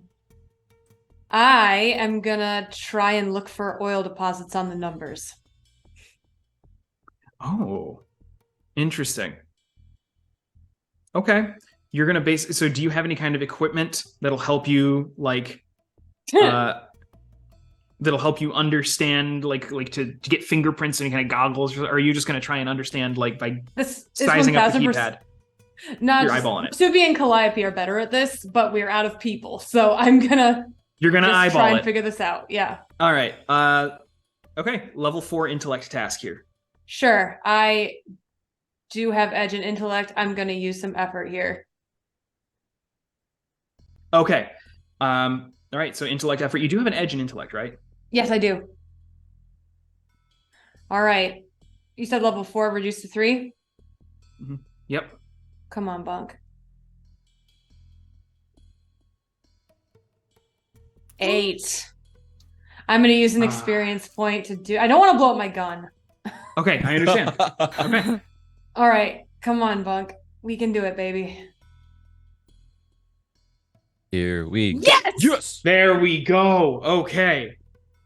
That's a And 12. on the reroll, so I'm going to say you gain an asset equivalent to lowering the difficulty of now, because you can, while eyeballing it here, you can see it's very clear that there are only a few digits involved in this. It isn't an extremely long sequence. You gather that it's a 4-digit sequence, like a standard lock. You've encountered these before, and it seems like only 0, 7, and 1 have been hit with any frequency you can see, like from the wear on them. So I'm going to say that's going to count as an asset to lower the guessing it, try and force your way through, from a task level 5 down to level 3. Ooh. Okay. Does it look like I'm going to get zapped if I get it wrong? It's a standard keypad. I mean, it probably has a number of attempts to guess it until it locks you out. And then it would basically require administrator override. Well, if it locks me out, I'm blowing it up. So intellect difficulty 3? Yep. Reduced to difficulty 2, please. Okay. Spending those points. You got to make it happen. I don't have a lot of intellect. Okay. Difficulty 2. Come on, Bunk. 6 or higher will do it. 11. Hey. On an 11. So I'm going to say you get 3 attempts deep, just trying different combinations of 0s, 7s, and 1s, and you keep getting it wrong. You're on the last one before it locks you out, and by sheer stroke of luck, you are able to 0, 7, 1, 7, and the light just kind of flashes green, solid, and you can hear the of the lock disengaging, and you have access. I'll just shout down because Barry was feeling bad. I'm in! No fuss, no muss! All right. Good job. At this point, the crackling of the intercom comes back over again, and throughout the entire complex, you can hear, "Attention, Sonaspar dissidents. While you have thus far failed to comprehend the futility of your situation, on the slim chance that you can muster a rational thought between you, allow me to hazard an attempt at mercy. I'm giving you one opportunity to lay down your weapons, cease all hostilities, and I can guarantee that you will be taken alive and scheduled for a prompt military tribunal." And there is just the slightest hint of wavering in his voice, as you can tell, given that there hasn't been any further attempt to kind of bust down that door, it seems he's kind of played all his cards on the power of the Panopticon Tower and doesn't necessarily have additional armed responses to the entryway.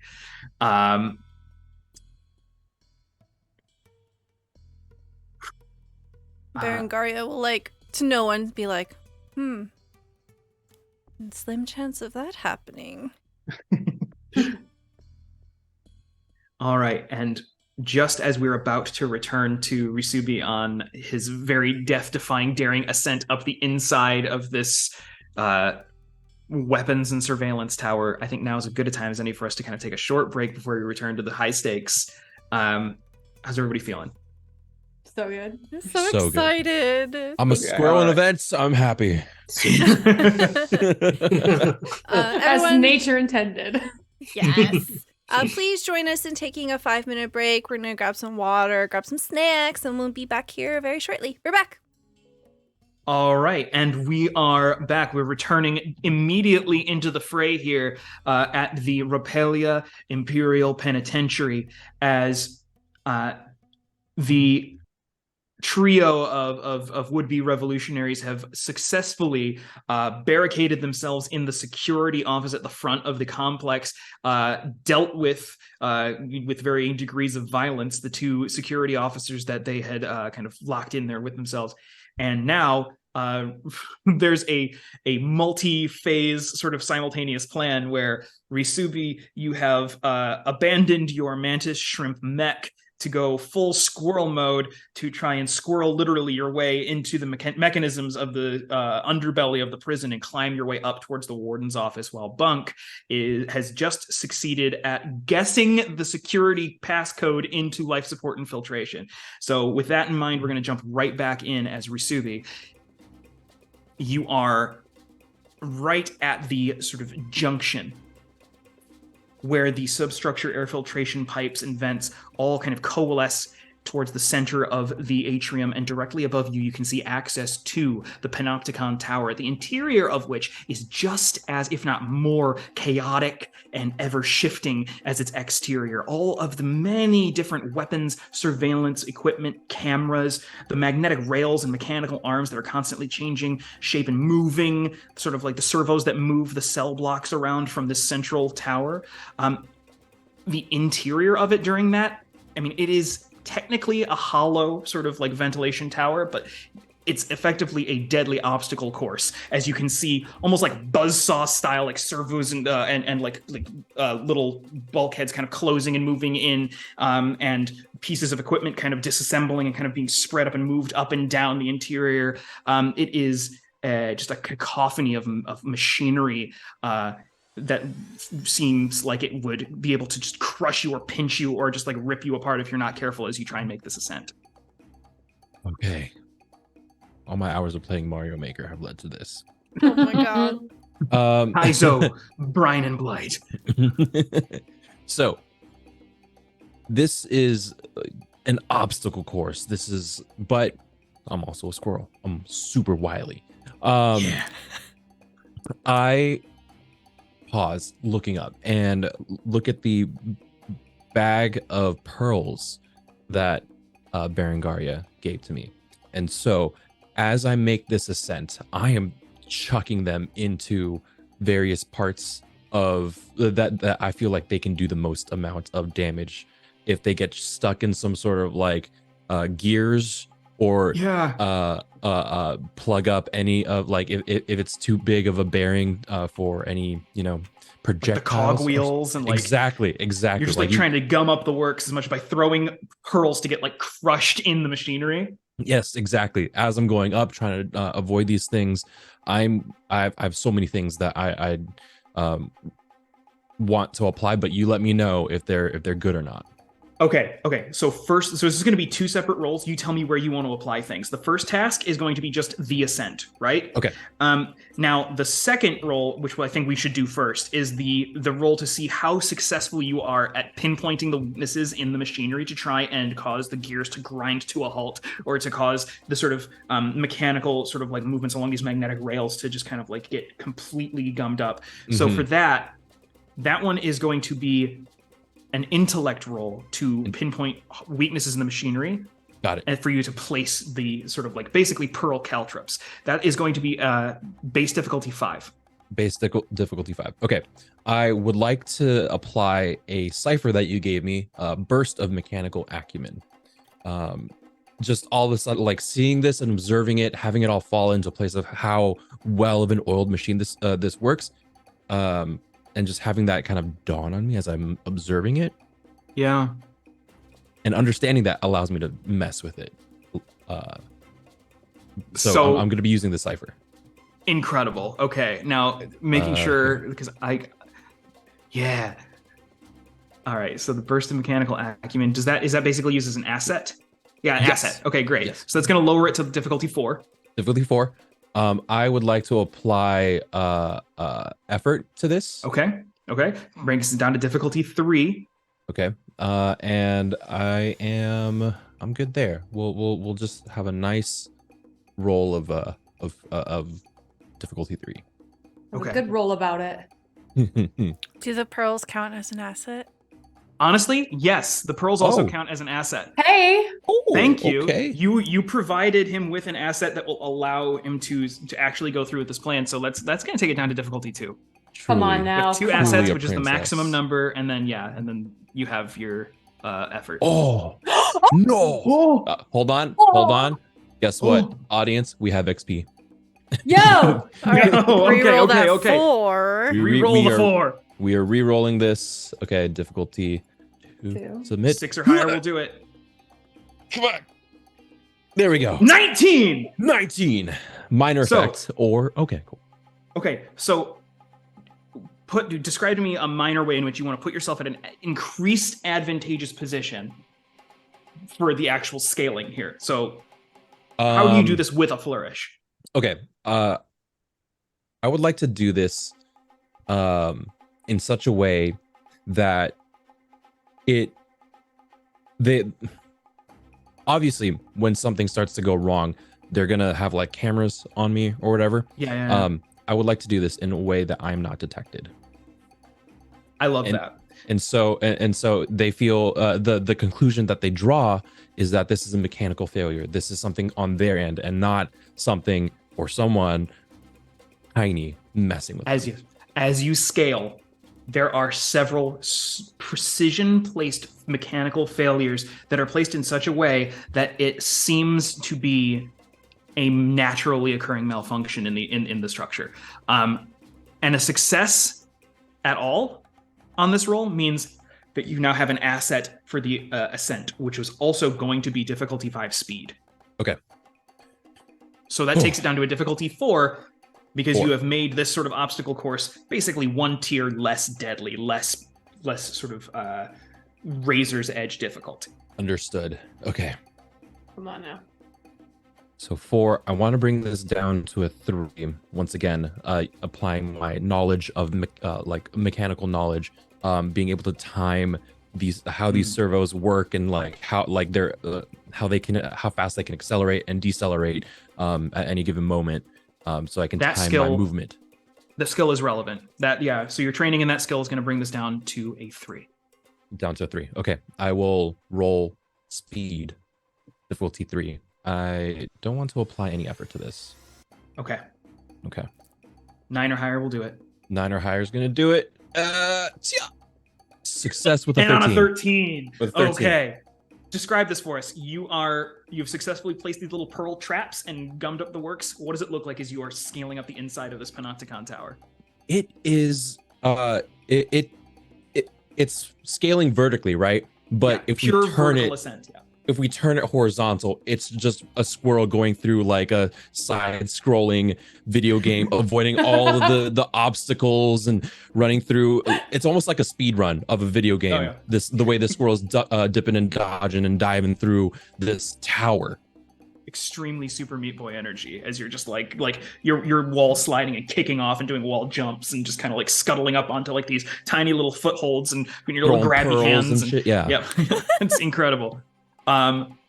So yeah, you basically you visualized out that entire sequence, took however long it took to plan it, but the execution is over in like 30 seconds. You are up to the top and you find yourself at the very top of this tower where there is a sort of almost like an airlocked, sealed sort of final gateway that would open up into the air ventilation system that surrounds and encompasses the warden's office at the very peak of this structure.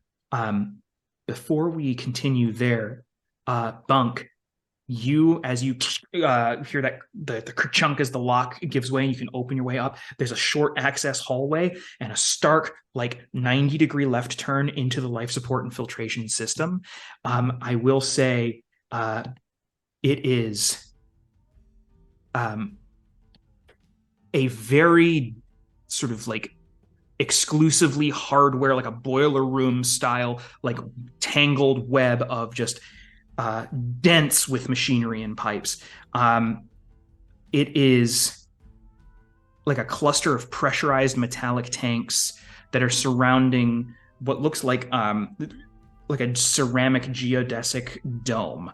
And the dome is itself basically like, it doesn't have any clear labeling on it, but you can basically see through the dome. There's like as the light filters in, you get the silhouette of some kind of like very fragile looking machinery on the inside of that, which you imagine might be the sort of basically like mainframe that receives and operates all of the different adjustments to the sort of oxygen levels and water filtration and just the overall sort of like consistent recycling of breathable air.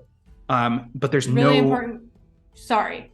There's no monitors or like keypads or anything like that. Right. Nothing's telling me how many seals there are or like which ones are where or anything. It's just a cluster of wires. Yeah, a lot of, like I said, it's basically like boiler room style, like big chunky metallic like pipes connecting like these big oxygen tanks, CO2 tanks, big like water tanks with like just salinated water, desalinated water, and then at the very center of it is this sort of geodesic sort of like a dome, like the top half of the Epcot Center ball, it's and inside that is apparently some kind of very fragile sort of motherboard. All right. What is the dome made of? It looks like some kind of like highly resilient, reinforced, like coralite infused ceramics. It would take significant force to shatter it, but whatever's inside is clearly a bit of the Achilles heel of this operation. Damn. I pull out my gun. No. It's not your fault. I pull out the coralite core. You you eject this, and these are like little vials, right, of like liquefied, like pure coralite. The purity of the coralite kind of determines the hue of it, and this is like high military grade turquoise. It's gonna basically you could basically charge this the way that in Star Trek you could like set a phaser to overload. Yeah, this is the sort of thing like this. You could turn this into a crude ordnance. Yeah, I'm gonna do my best to plant that on the dome. Okay. And then are you going? Well, you don't have any sort of like detonator to, like you had when you detonated that statue at the parade grounds. So this is something you'd have to literally shoot. Yeah, I got a pistol. I'm gonna just call Rasubi, like, I'm gonna just need you to give me the word when it's time to blow this to hell. Some kind of signal, if you don't mind.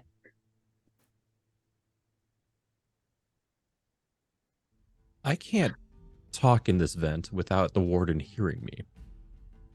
No. Yeah, you have literally closed the gap. Yeah. I'm just gonna hope you know what I mean, and I'm just gonna sit there. And the last thing I'm gonna do, Adam, is there's a different sort of prison in this prison as well, the dry air supermax wing. Yeah, there is a very small solitary confinement exclusive supermax security like small wing in the very rear of the bottom floor, where the atrium is walkable, and that looked like it's significantly under lock and key. Whoever or whatever is being kept back there, you're gonna have to like crack a vault, and who knows what's behind that vault to get in. So yeah. But does it look like I will also vent to that part of the prison if I blow?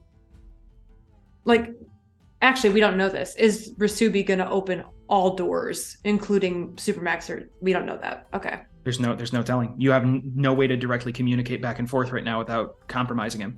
Then I guess, my job is to blow this up. So I guess I'll just send one more message like, if you can figure out a way not to open the door to Supermax when we flood this place, that would be appreciated.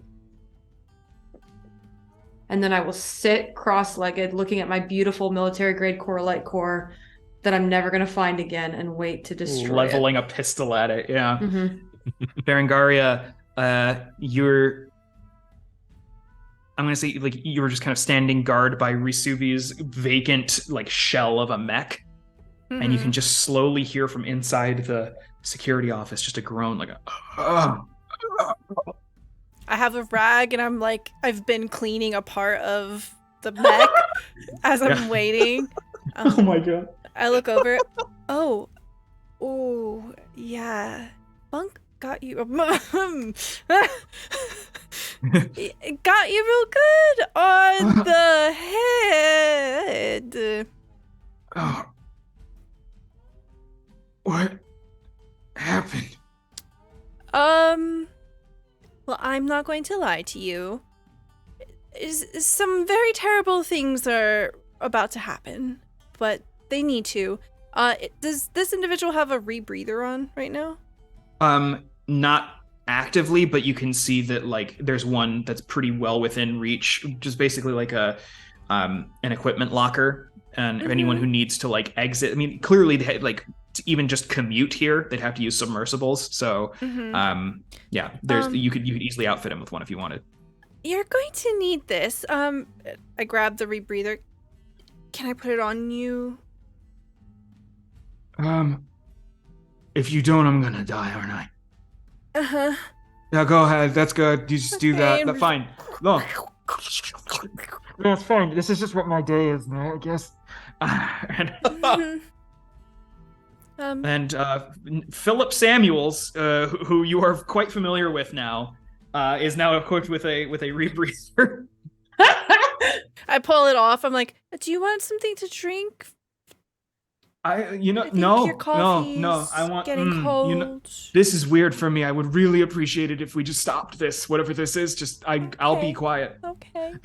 Like, you just reapply it, and he just turns and just kind of like leans his head against the sort of pipe that he'd been tied to, and just kind of like puts his forehead against it and just slowly breathes as Risubi. Yeah, I resume cleaning. We catch you just kind of like pitter-pattering around inside the ventilation system. You are right underfoot. You can hear the shuffling of boots above you, and there's like a swivel chair. It's like rolling all around in the office, and you can hear someone mumbling to himself.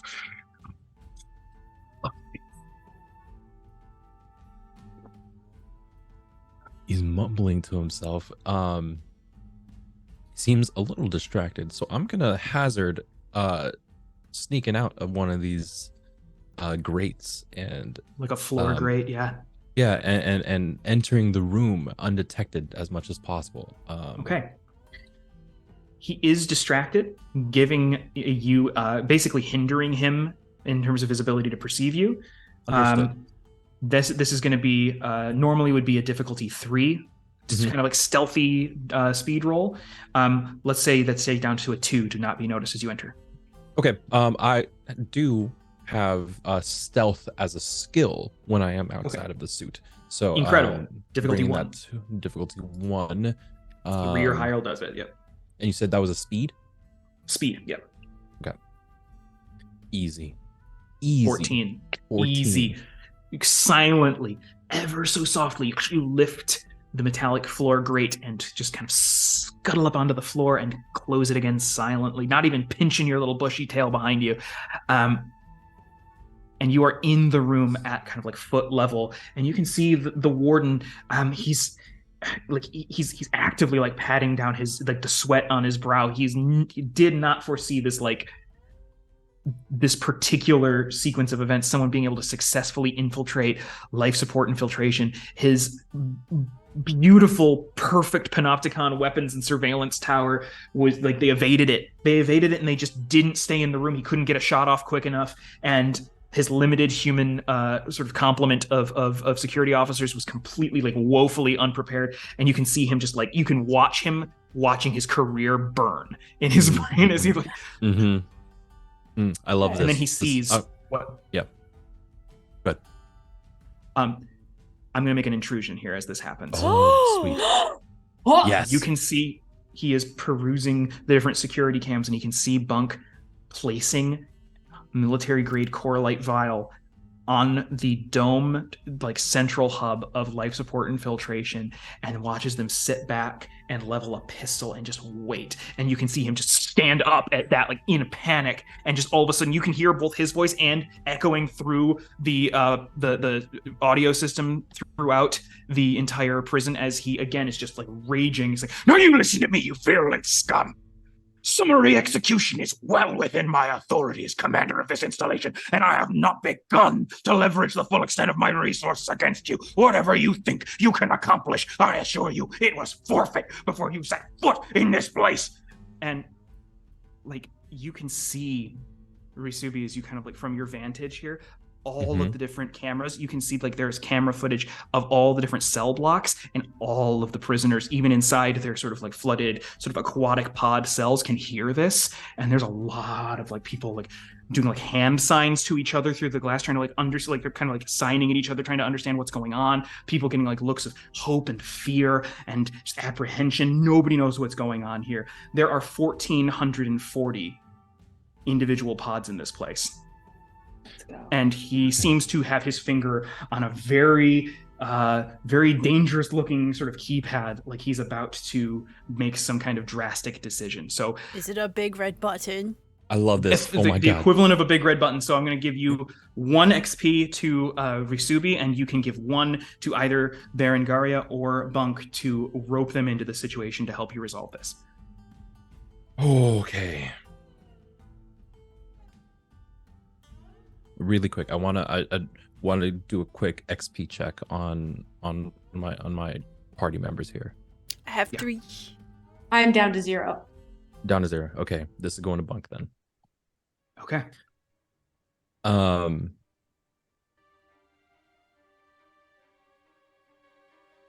I am going to.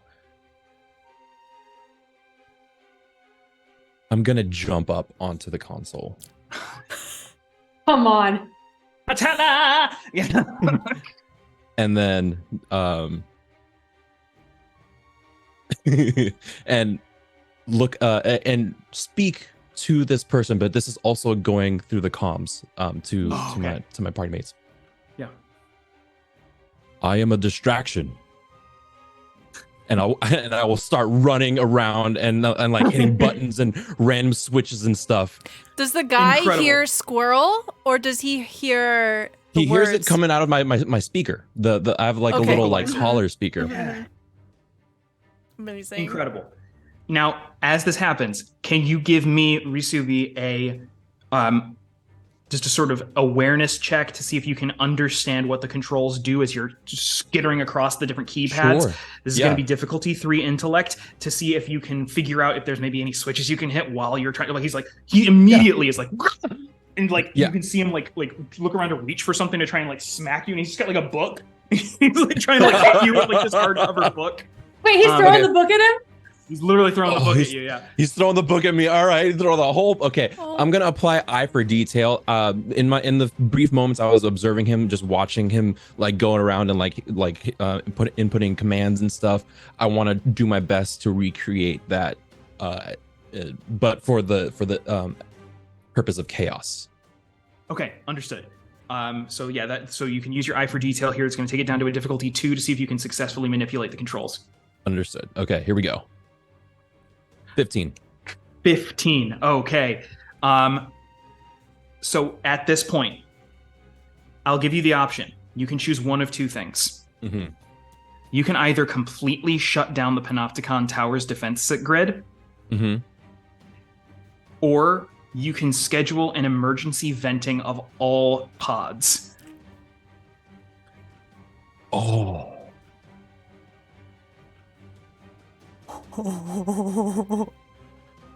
Even with 1,440 pods flooding all of their local water sources into this place, it's not going to completely flood this complex, not by a long shot. Yeah. And everybody, and it's basically turns into an every inmate for themselves situation while the Panopticon Tower still has weapons active. I'm opening the pods. You're doing okay. I'm hoping that the shenanigans I was doing to the Panopticon Tower might help a little bit. It's the only way that I can get the signal out to Bunk, and maybe Berengaria can do like an announcement or something. I don't know. Come on. It's a good move. So in this moment, you are succeeding in releasing all of these pod locks all at once. This is 6 stories high. You're not moving the pods, you're simply unlocking them, and they're all flooding. Okay, so as this happens, I need Bunk and Berengaria to tell me you get 1 action. You can do something. What do you do? If I'm aware of what has happened, I'm going to have to... You heard, though, this is the distraction, so... Then I will level my pistol shot directly at the military-grade coralite core of my gun, and I am going to depressurize the entire building. you can go ahead and take the shot. And as you do, I'm going to need a level 4 speed defense roll to see if you can get out of the way of the explosion and try and reseal the door to the chamber, basically to not take the explosion of massive depressurization of the chamber. All right. Because of my unarmored ability that I am trained in speed defense, so that should reduce it by 1, and then I would like to expend effort as well to reduce it 1 more. If I could. Okay, you can do that. So this is now just with difficulty 2. So a 6 2. or higher will prevent you from taking the brunt of this blast. Come on, Bunk. 12 for a success. 12, absolutely. So you're able to Amazing. take a shot as you're like John Woo diving backwards. And we'll resolve this in a second. Berengaria, what do you do with your 1 moment here? Okay. There's obviously gotta be some kind of communications here in the security room. I will look over to the guy. I need to make a quick announcement. This You make a what? Yeah. Which button do I push? If you help me, I'll help you get out of here. Yeah. You are uncannily trustworthy. Sure. and he just kind of like nods towards like one particular sort of like a push to talk functionality on the main security door there. So like on the kiosk, the desk. So you can just go ahead and just like, press I make that. my way over there and I look like I'm about to hit the button. I stop. I look over my shoulder. Thank you. And there's like sparkles and bubbles. And then I jam the button. I say, hello, everyone. Some very confusing things are about to happen. I just want to let you know that there are... It is not quite safe to charge into the main area. Please be warned that there are weapons are hot. And, please seek your nearest exit as convenient. But be careful. This is not a drill. This is the most like flight attendant presentation jailbreak. As you like. And to let you know,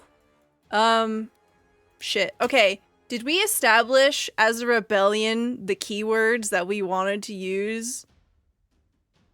Douse the torch seems to work well. Yeah.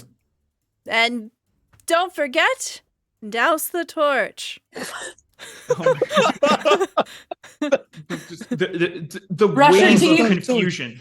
Keep your grades up. And like the wave of confusion is palpable, even though none of you can hear everyone just kind of murmuring to themselves in their cells. But then, like, shortly after this concludes, Please don't hurt each other. Okay, bye. Good luck.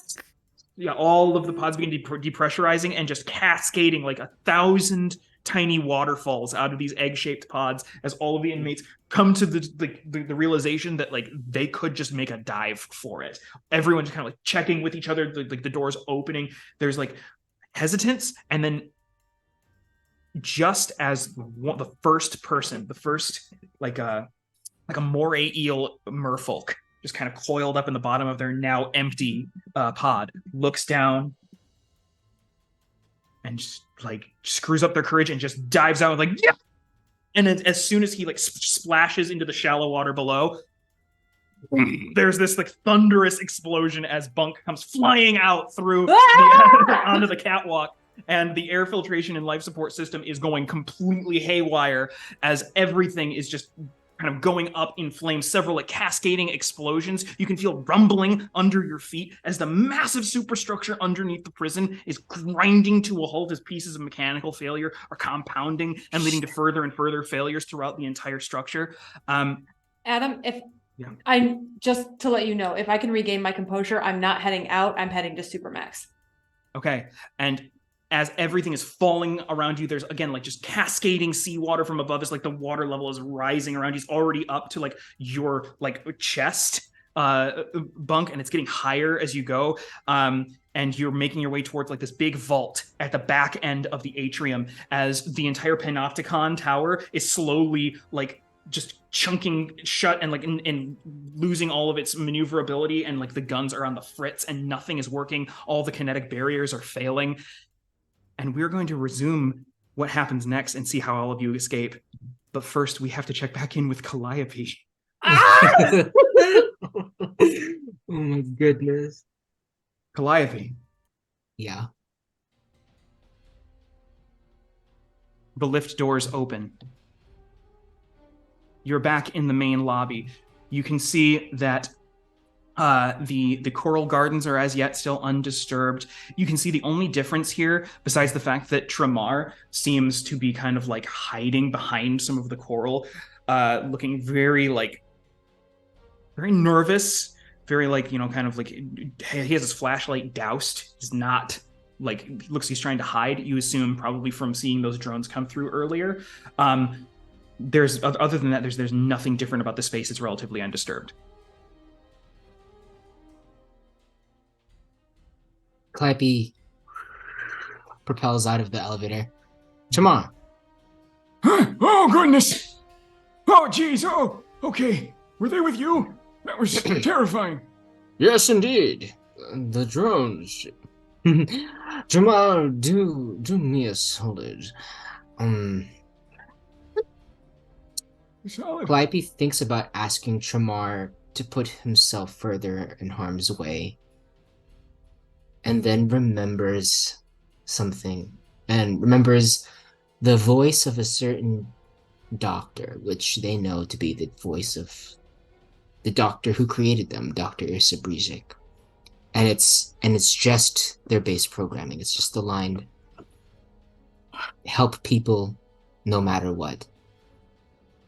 And Calliope says, Tramar, come here. Oh, you okay?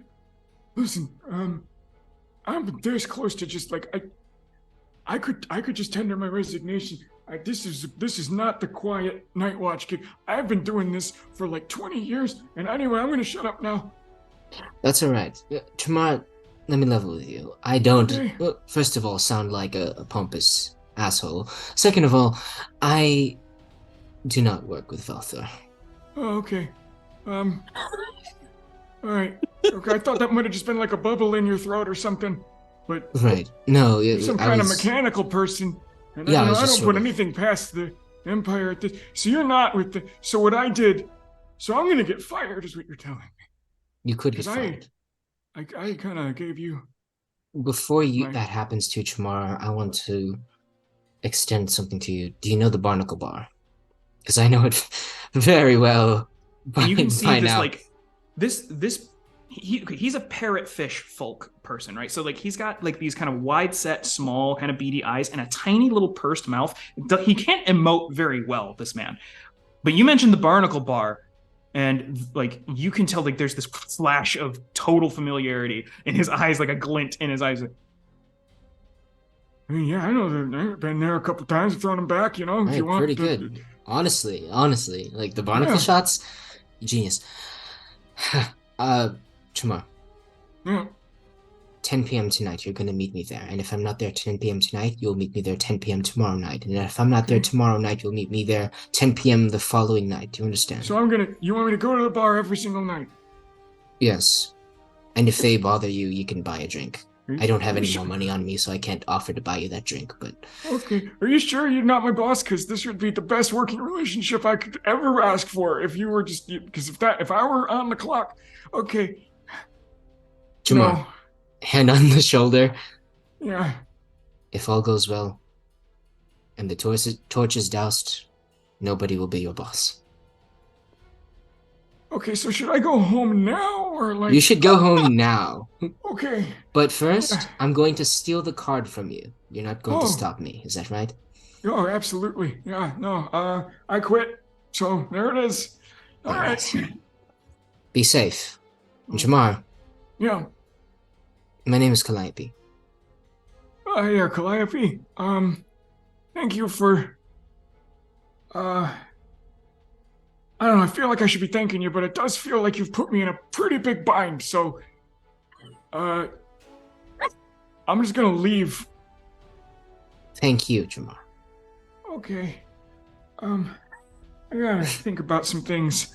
I might be at the bar now. I don't know. I gotta see what this is. And he just kind of like he's muttering to himself as he just kind of like takes off his little badge and throws his little baton to the side. And just, I recommend the Salamandrian Mule.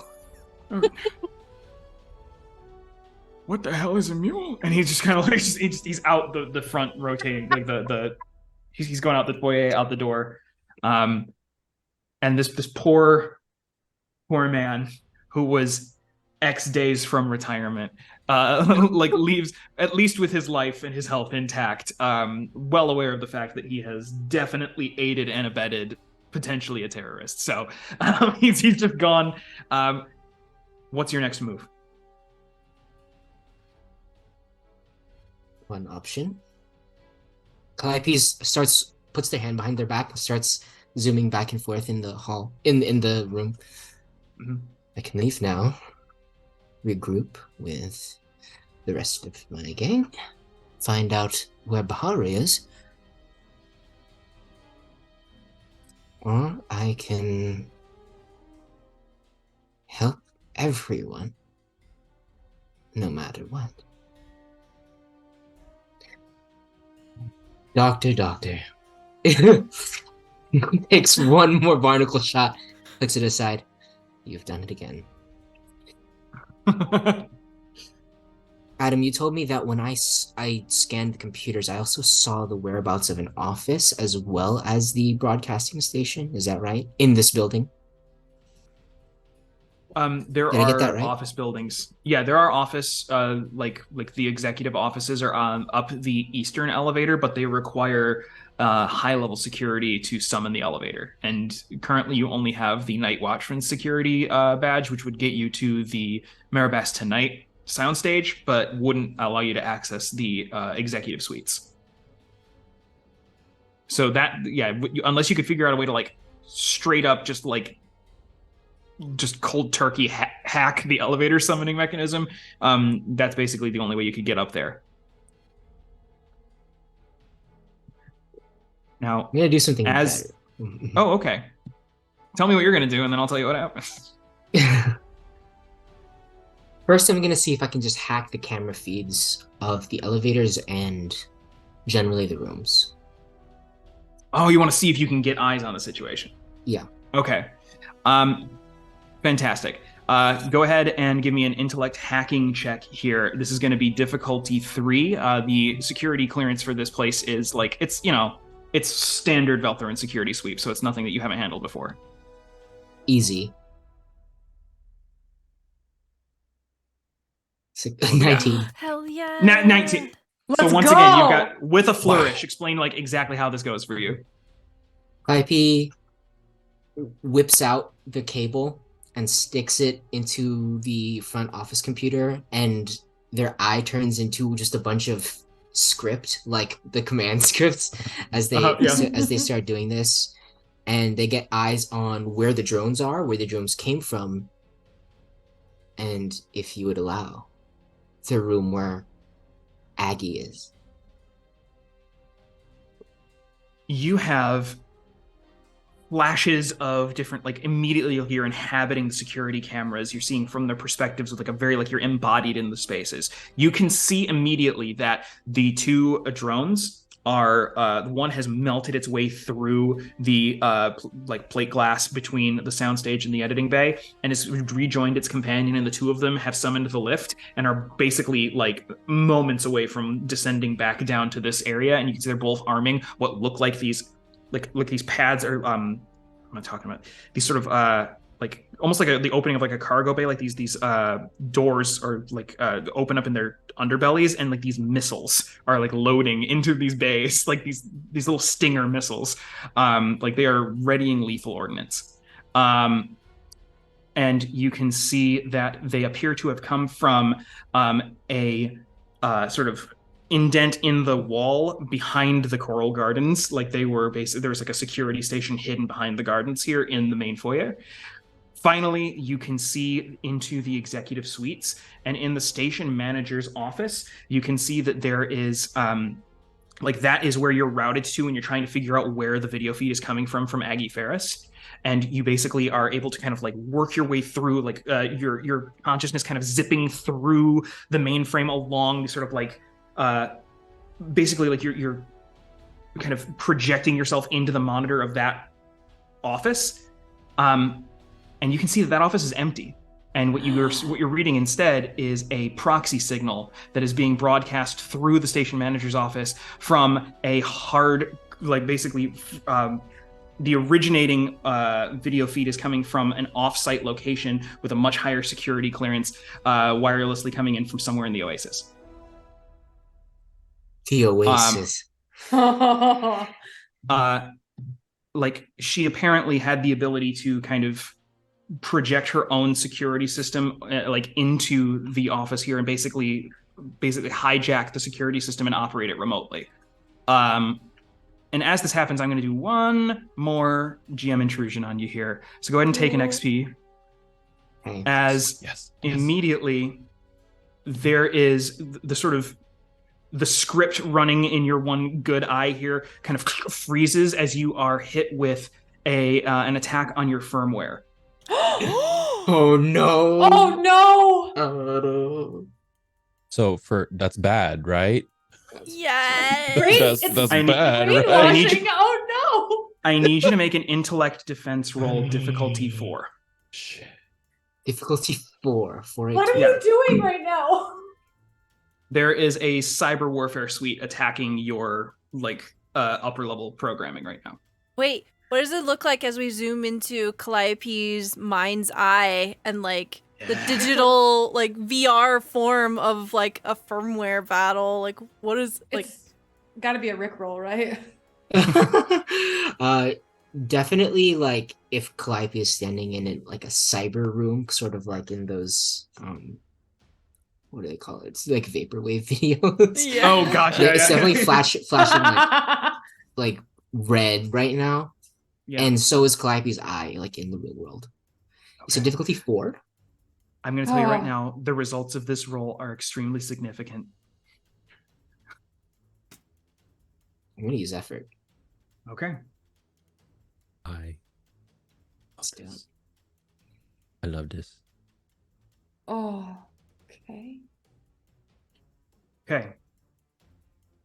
So you used effort to take it from 4 down to 3, and you rolled a 10. Oh my god. Which beats the 9 target. Okay, so yes. Oh my god. Sorry, I had to look at the block there for a minute. So here's how this plays out. You freeze up, and as the red flickers in your pupil, we kind of zoom in to your inner space here, where there is a sort of holographic projection of your sense of self, and you are kind of momentarily kind of like stunned in place as kind of a similarly kind of like holographic projection, complete with like the sort of wireframe and monocolor, like sort of blue hard light of Agatha Ferris kind of walks in up towards you and just kind of like walks around you and surveying you and understanding, like, you know, basically like she's getting a sense of what your actual sort of like programming language is doing, what modifications you might have made to your system. She's trying to get a sense that your firewalls are holding, so you are not incapacitated in any way. But this sort of projection of, Security Chief Ferris addresses this sort of projection of yourself in your mind's eye. And she says, improvised disguise, deceptive and manipulative tactics, even a marvelously circuitous method of neutralization by proxy with that briefcase maneuver. You've displayed a truly unprecedented level of ingenuity and strategic flexibility. I would be very curious to run a level 1 diagnostic on your core systems to see if these deviations could be replicated. What strikes me as particularly noteworthy, however, is that same choice you made with the briefcase. You see, that employee presented no significant threat to yourself or your objective. You could have just as easily used a more direct method of neutralization. Unless... 0. VN05822. We've been looking for you for some time. And then your firewalls kick back up and she's kicked out of your consciousness and you are flung back into your sense of self, and you have full control over your faculties again. Calliope's eye holds on blue, and it's glowing real bright, as if it's about, like, the eye bulb is about to burst. And Calliope like grips the table, says, "You dare get inside my head. I'll have you know, if you can still hear me, and you still have ears on this station, you can call me whatever you like. I and numerous others, countless others, will be the ones to topple this piece of and then their eye fully just takes over in red. And I'm gonna give myself an intrusion right now, because I'm going to dump the cipher that you gave me. You're gonna what Calliope was planning to use later. Yeah. The remote access to the EBS Calliope system. Yeah. remote accesses to the emergency broadcast now. Mm-hmm. Because this intrusion on their firmware has unlocked certain things about this chassis and the software that Calliope did not know was there. And then Calliope emergency broadcasts. Valthuran Naval Ordnance 5822, call sign Calliope. This is an official broadcast designation as per Icarus Protocol Theta. All communications prior to self-identification were delivered by a compromised ordnance. 4 additional insurgents in play. Danger close. Retrieve and debug this ordnance at all costs. This message will now repeat. And then Calliope slaps himself. And there is silence until you hear the ding as the lift door begins to unseal and open. And you look over your shoulder just in time to see the 2 UMA-13 Stingray drones beginning to close on you. And we are going to cut right on back. Oh my god. We're not resolving any of this tonight.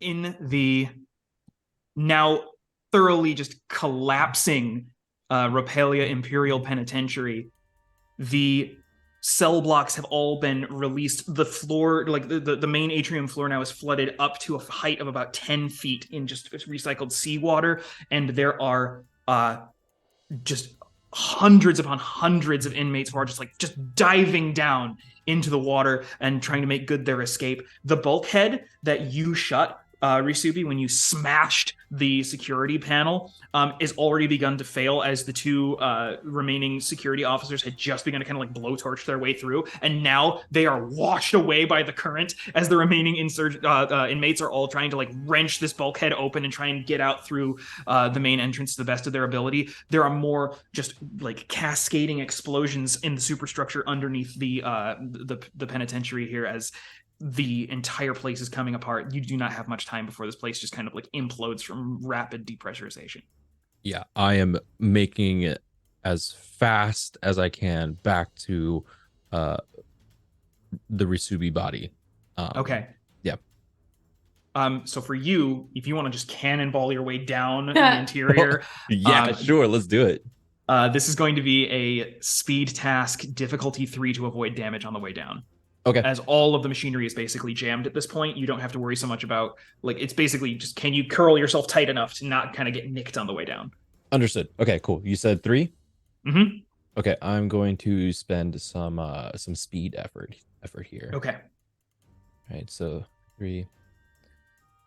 Spend 1 effort. Submit. Ooh. I can't read it. It's too small. 17. 17. 17. Let's go. I'm rolling lucky tonight. Like, Yeah. Be prepared to never ever see Rasubi succeed ever again. It was really nice that you did on this heist, so Yeah, it's okay. The warden was trying to like just you're dodging deftly around all of this, just like smashing like a big like hardcover book on all of the different like I have a question. consoles and keyboards. Yeah. What is it? What's on the cover of the book? What kind of book is this? This is important. This is 100% like a very it is a self-help book about how to succeed in like how to succeed and influence people. Like No. No. This is worse than what I was gonna suggest. I was gonna suggest the manual for this whole console, but that is better. That is better and worse. Yeah, so you kind of like tuck and roll off the consoles, and you make it back to that sort of air vent, and you just kind of leap and just kind of like descend down in there and roll down to the main descent, and you basically just cannonball all the way down, catching yourself where necessary to stop your acceleration, and without suffering a single point of damage, you're able to make it back to your mech in waiting, which is already beginning to kind of flood in the chassis there as like the water levels rising throughout the whole complex. Berengaria is a lot more comfortable for you now, as you can actually like swim about again, as the whole security area and the front end of the prison complex is basically like almost completely to the ceiling flooded at this I'm point. like trying to scoop water out of the chassis. I hope it's waterproof. I'll go over to Philip and I'll say, all right, well, you should probably get out of here. Okay. I'll unfasten them from the wall and basically undo the bindings. like push him out of the security room. Good luck. He swims out to get his bearings. Like he goes through like he swims right by the imposing giant figure of the Rasubi mech. And then he looks down the hall and sees the bulkhead being wrenched open and every single prison inmate just basically like thronging at the entrance to make their escape. And he just looks back at you, panic in his eyes, Berengaria, and he just books it right out through the airlock. Inputs like it takes him several times to like get his hands to stop shaking, but he inputs all the necessary security overrides to basically like make the airlock, like one of the last functioning pieces of machinery in this entire complex, open back up to the main like ocean floor, and he just takes off like swimming as best he can. Well, looks like we've got our exit. Yeah, I look over at Berengaria. Where is Bunk? I don't know. I thought they were with you. They are not with me. Hard cut. Yeah. Adam, am I at a shut door or an open door?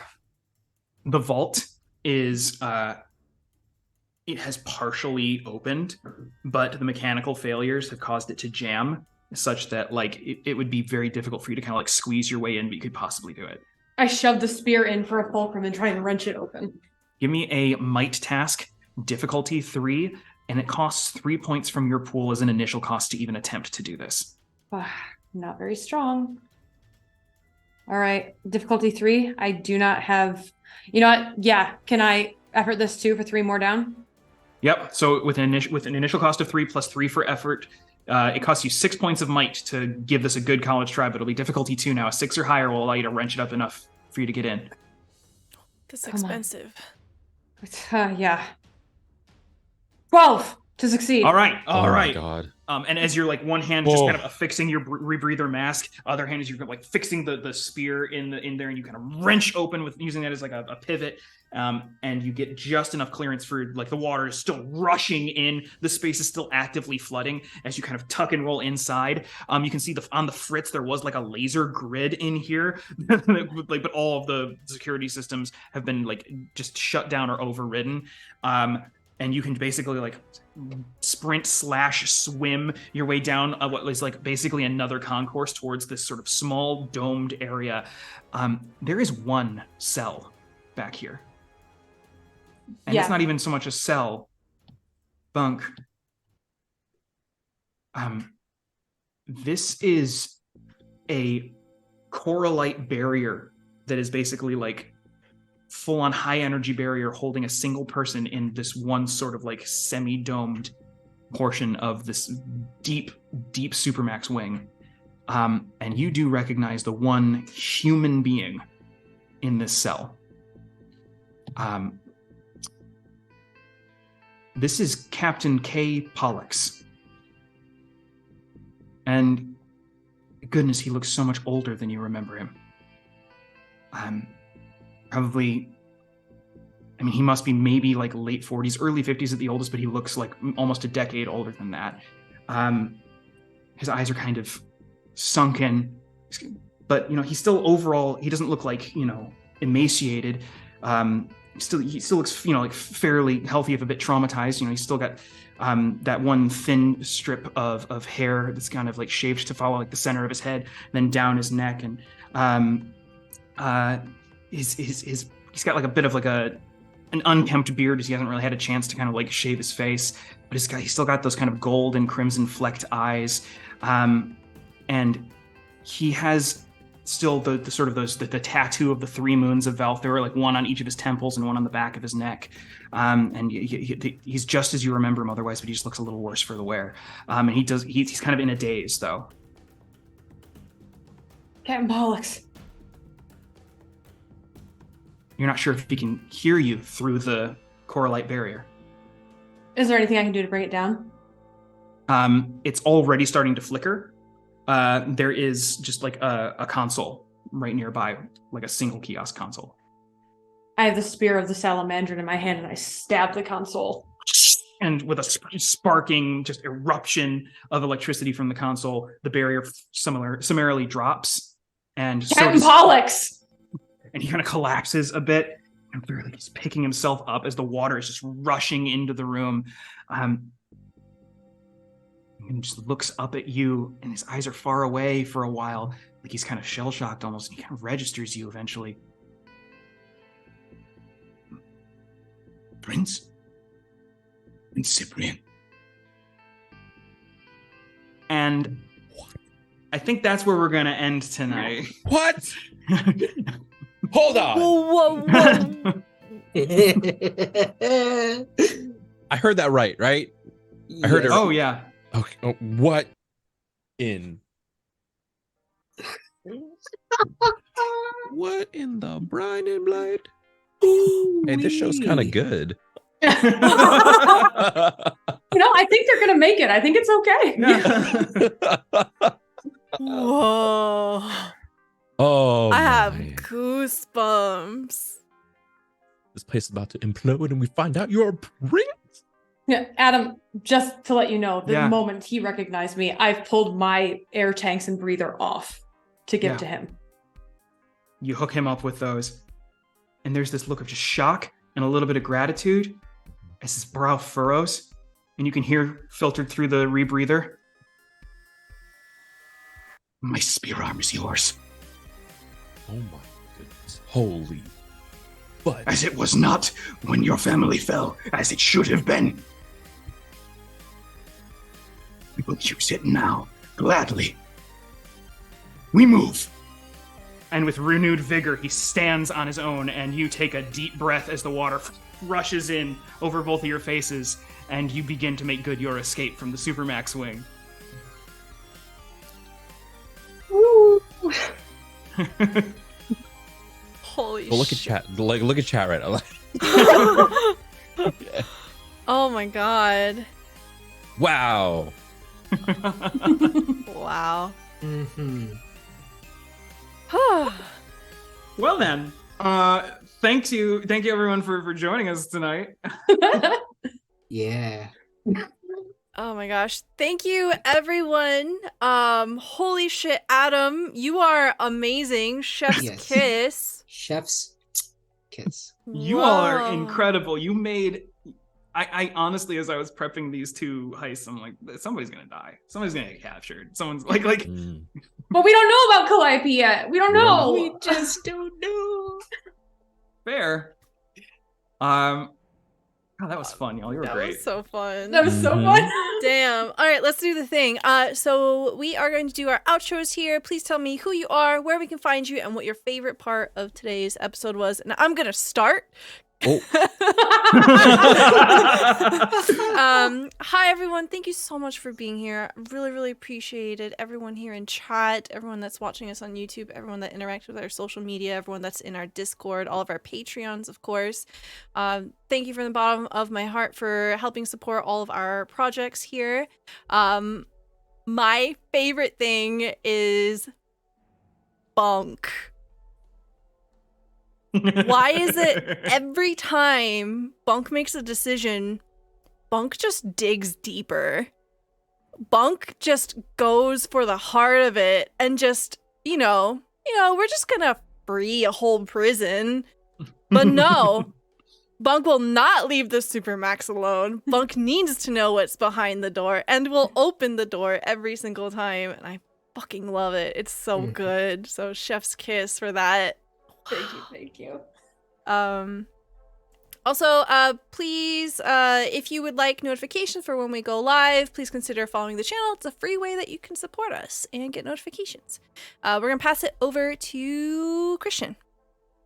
It's me. Hello, my name is Kappa. Christian is okay and encouraged as well. You can find me waiting until the end of the credits, even though I know there's no scene afterwards at your local theater. But if you want to follow what I do, you can type in at the Kappa Chris into Twitter or Hive, and I try my best to post all the projects and stuff that I do. Yeah, my favorite part. Oh, I played Risubi today, the squirrel mantis shrimp. The mantis shrimp controlled by a squirrel. Oh man, there's so much. I think my favorite part was between Z and Adam with Rascal, the unknowing hostage. And using a stapler. That was very good. I that tickled me. I enjoyed that very much. Excellent, thank you. We'll pop over to Z. Hi, I am Z at ZachDevs on Twitter. Today I've been playing Calliope, the sharp-eyed adept who fuses mind and machine and who is in deep fucking trouble. My favorite part, gosh, this was a session. Y'all. Like there's so much. If I have to choose one, honestly, like I can't, but I do have to remind everyone that Berengaria fully clotheslined someone with a stick. Yeah. And that was early on in the day. That was one of the first few things that happened. That was the first move, yeah. That was the first move that happened, was that Berengaria hit someone with a stick. I love seeing Stella sort of like playing with type and then also against type sometimes, and just the dynamics of that character. But yeah, so much today. Very well done, everyone, and I had so much fun. Thank you. Yes, Berengaria's clamshell is full of secrets. We wish Jay a very safe and fun trip overseas. We miss you, Jay. We miss you, Jay. Jay. Love you. So excited for Bahari's return. Yeah, yes. What happened? Bahari's doing some stuff. Like I'll try to I'm explain. So I don't know how we're gonna get Jay caught up on this, but Where are you? you? We'll figure it out. Where are you? Oh my god. That's all I can play. Yeah, that's all I can play. Yes. Please follow Jay on all of their socials. You can find all the links there. You can find Jay at @JJustice on all social media, and also jjustice.net. We hope that Jay can join us next week, and I think that's the plan. But we're gonna hop on over to TricksyWizard, and we'll open with Trout. Hi, I'm Trout. I played Bunk, the brash sniper who's wanted by the law. My partner Adam and I make TricksyWizard comics. I will let Adam tell you more about that. It is impossible to pick a favorite. It's the whole session. I think I picked this one last time too, but I really do think the menace that the duel between Calliope and Aggie Ferris, especially when Aggie read out the real serial number, was chilling. That I live for villain moments like that. Yeah, Adam, you're so good with the villains. Oh my god, thank you. Yeah, I kind of little pee-peed my pants a little. just a Oh, you just a too? little bit. I love Aggie because like she's not like a warlock or like a giant monster. Like she's just like a bureaucrat with like a lot of power and like who serves fascism. It's like, okay, yeah, so like she's awful. Yeah. 100%. Thank you. That was great. Also, like the fact that you decided, Z, to give yourself a GM intrusion on my behalf to do the dopest shit I've ever seen. Just like, although I cannot overstate how fun and intense it was to get to play through like Bunk, knowing that Bunk was gonna make a beeline for the Supermax wing, and like even throwing everything in front of you. Like you have to, hey, I know you don't have a ton of might in your might pool, but it costs you 3 to just attempt this, and it's hard. And you're like, okay, how about 6? And I'm gonna make it happen. Just like throwing everything you have into it and like hurting yourself to do it. It was great. That's fantastic. And also, it wasn't hi, guaranteed. Yeah. Yeah. No, there was no guarantee. Gamble. Yeah. So yeah, I'm so thankful for how many wonderful moments there that you all facilitated and made happen, and like just the Risubi obstacle course climb. Yes! The inside of like Squirrel mode. Yeah. Love this. Can't wait to keep playing more with you all. But in the meantime, yes, Trout and I are TricksyWizard. We make illustrations and comics, and our big current project on Kickstarter as of yesterday is our collaboration with Mage Hand Press, the upcoming colorful competitive card game Witchy Cakes, the colorful game of cakes and chaos. It is fantastic. It's been such a labor of love, and it's been so wonderful to watch the support coming in. Thank you to everyone who has pledged and donated to the Kickstarter. Thank you. Yeah, I can't wait to see, you know, how the whole thing progresses and all the new things we can show you as the campaign goes on. But thank you to everyone from the bottom of our hearts, and thanks also for watching with us tonight. This was so much fun. Also, shout out to both Adam and Trout for this wonderful art. Every single piece of art you've seen on this stream, it's all by them. Every single bit. We love doing it. It's so fun. Yeah. All right. That's going to be it for us tonight. Please join us at next Tuesday at 8 p.m. Eastern Time, and you can find all of our episodes up on our YouTube at youtube.com/StellunaTV. Have a good night, everyone. Please stay safe. Bye. Good night. Waving goodbye.